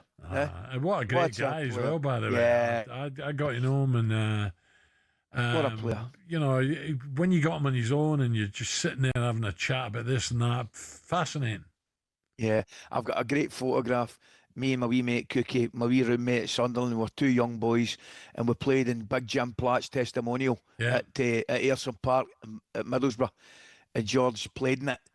And I've just got a brilliant picture. George, me, Cookie, myself, George is in the middle. We look like we were 2 wee boys. Brilliant. You know, you take some pictures. I first met George in 1978, Pontiac Silverstone, Detroit. And we just knocked him out of the... they knocked us out. What am I talking about? They knocked us out of the playoffs. I think it was quarterfinals, semi-finals. I was coming home. He came right over to me. He said, "Who are you, son? You got a good left foot on you. Who are you? I don't know you." I was like 18 and a half, 19. And I got chatting and I'm like, I can't believe it. George Best. You know, it was great. I know. I scored and he scored. He got the winner. So... but then I got to know him doing Sky, Soccer Saturdays, over the rugby club, few drinks, having a chat. Brilliant, lovely. Brilliant, eh? Gutted, absolutely gutted. 20 years, can you believe it? I can't believe it. I mean, you think of the great players that haven't played at a World Cup. You know, obviously George Best was the one that would immediately spring to mind. Do you know what I mean? Didn't play at a World Cup, but what a talent. I mean, I probably missed his absolute best, you know what I mean, as a player. You know, you maybe got a couple of years on me. You maybe saw that, but you know, you look at some of the videos. Not his brilliant best, I didn't, Ali. You know, that Fulham goal. Do you remember the goal he beat at 6? Oh yes. Yeah. And the thing is as well, and I know you and I keep harping on about like a couple of old dinosaurs. What about the pitches? The ball's bounced about. By the way, George will tell you. Pat Crennan always told me, Paddy. He says George could do anything. He could head the ball. He could tackle. He could tackle. He could elbow you. He could take a challenge, get up, and give you more. Oh yeah, he was. He said he was the best. Forget the rest. He was the best. 20 years, mate. Dear me. Where's that? Anyway, going? Listen, I'll let you get back to what are you doing today? I'm having a quiet one today, mate, and then, as I say, you and I are working tomorrow, and then I'm heading down to Manchester. Busy week. I'm at the Leverkusen game. Then I'm down to Arsenal, Munich on the Wednesday, and then I'm in the studio with you on the Thursday. Oh, yeah. Yeah, I'm seeing you on Thursday. I'll believe that when I see it. You're actually down here. Do you want me to send you a compass? I'm bringing my passport. And I'll look forward to speaking to you tomorrow, but I'm looking forward to seeing you Thursday. And sort that button out on that equipment, will you? Oh, it's getting sorted out as soon as we finish at 10 o'clock. The boys are coming on. Get in there. Right, say, pal, have a good day. You too, partner. Don't forget, Traitors hero and England rugby legend Joe Marler is with us tomorrow.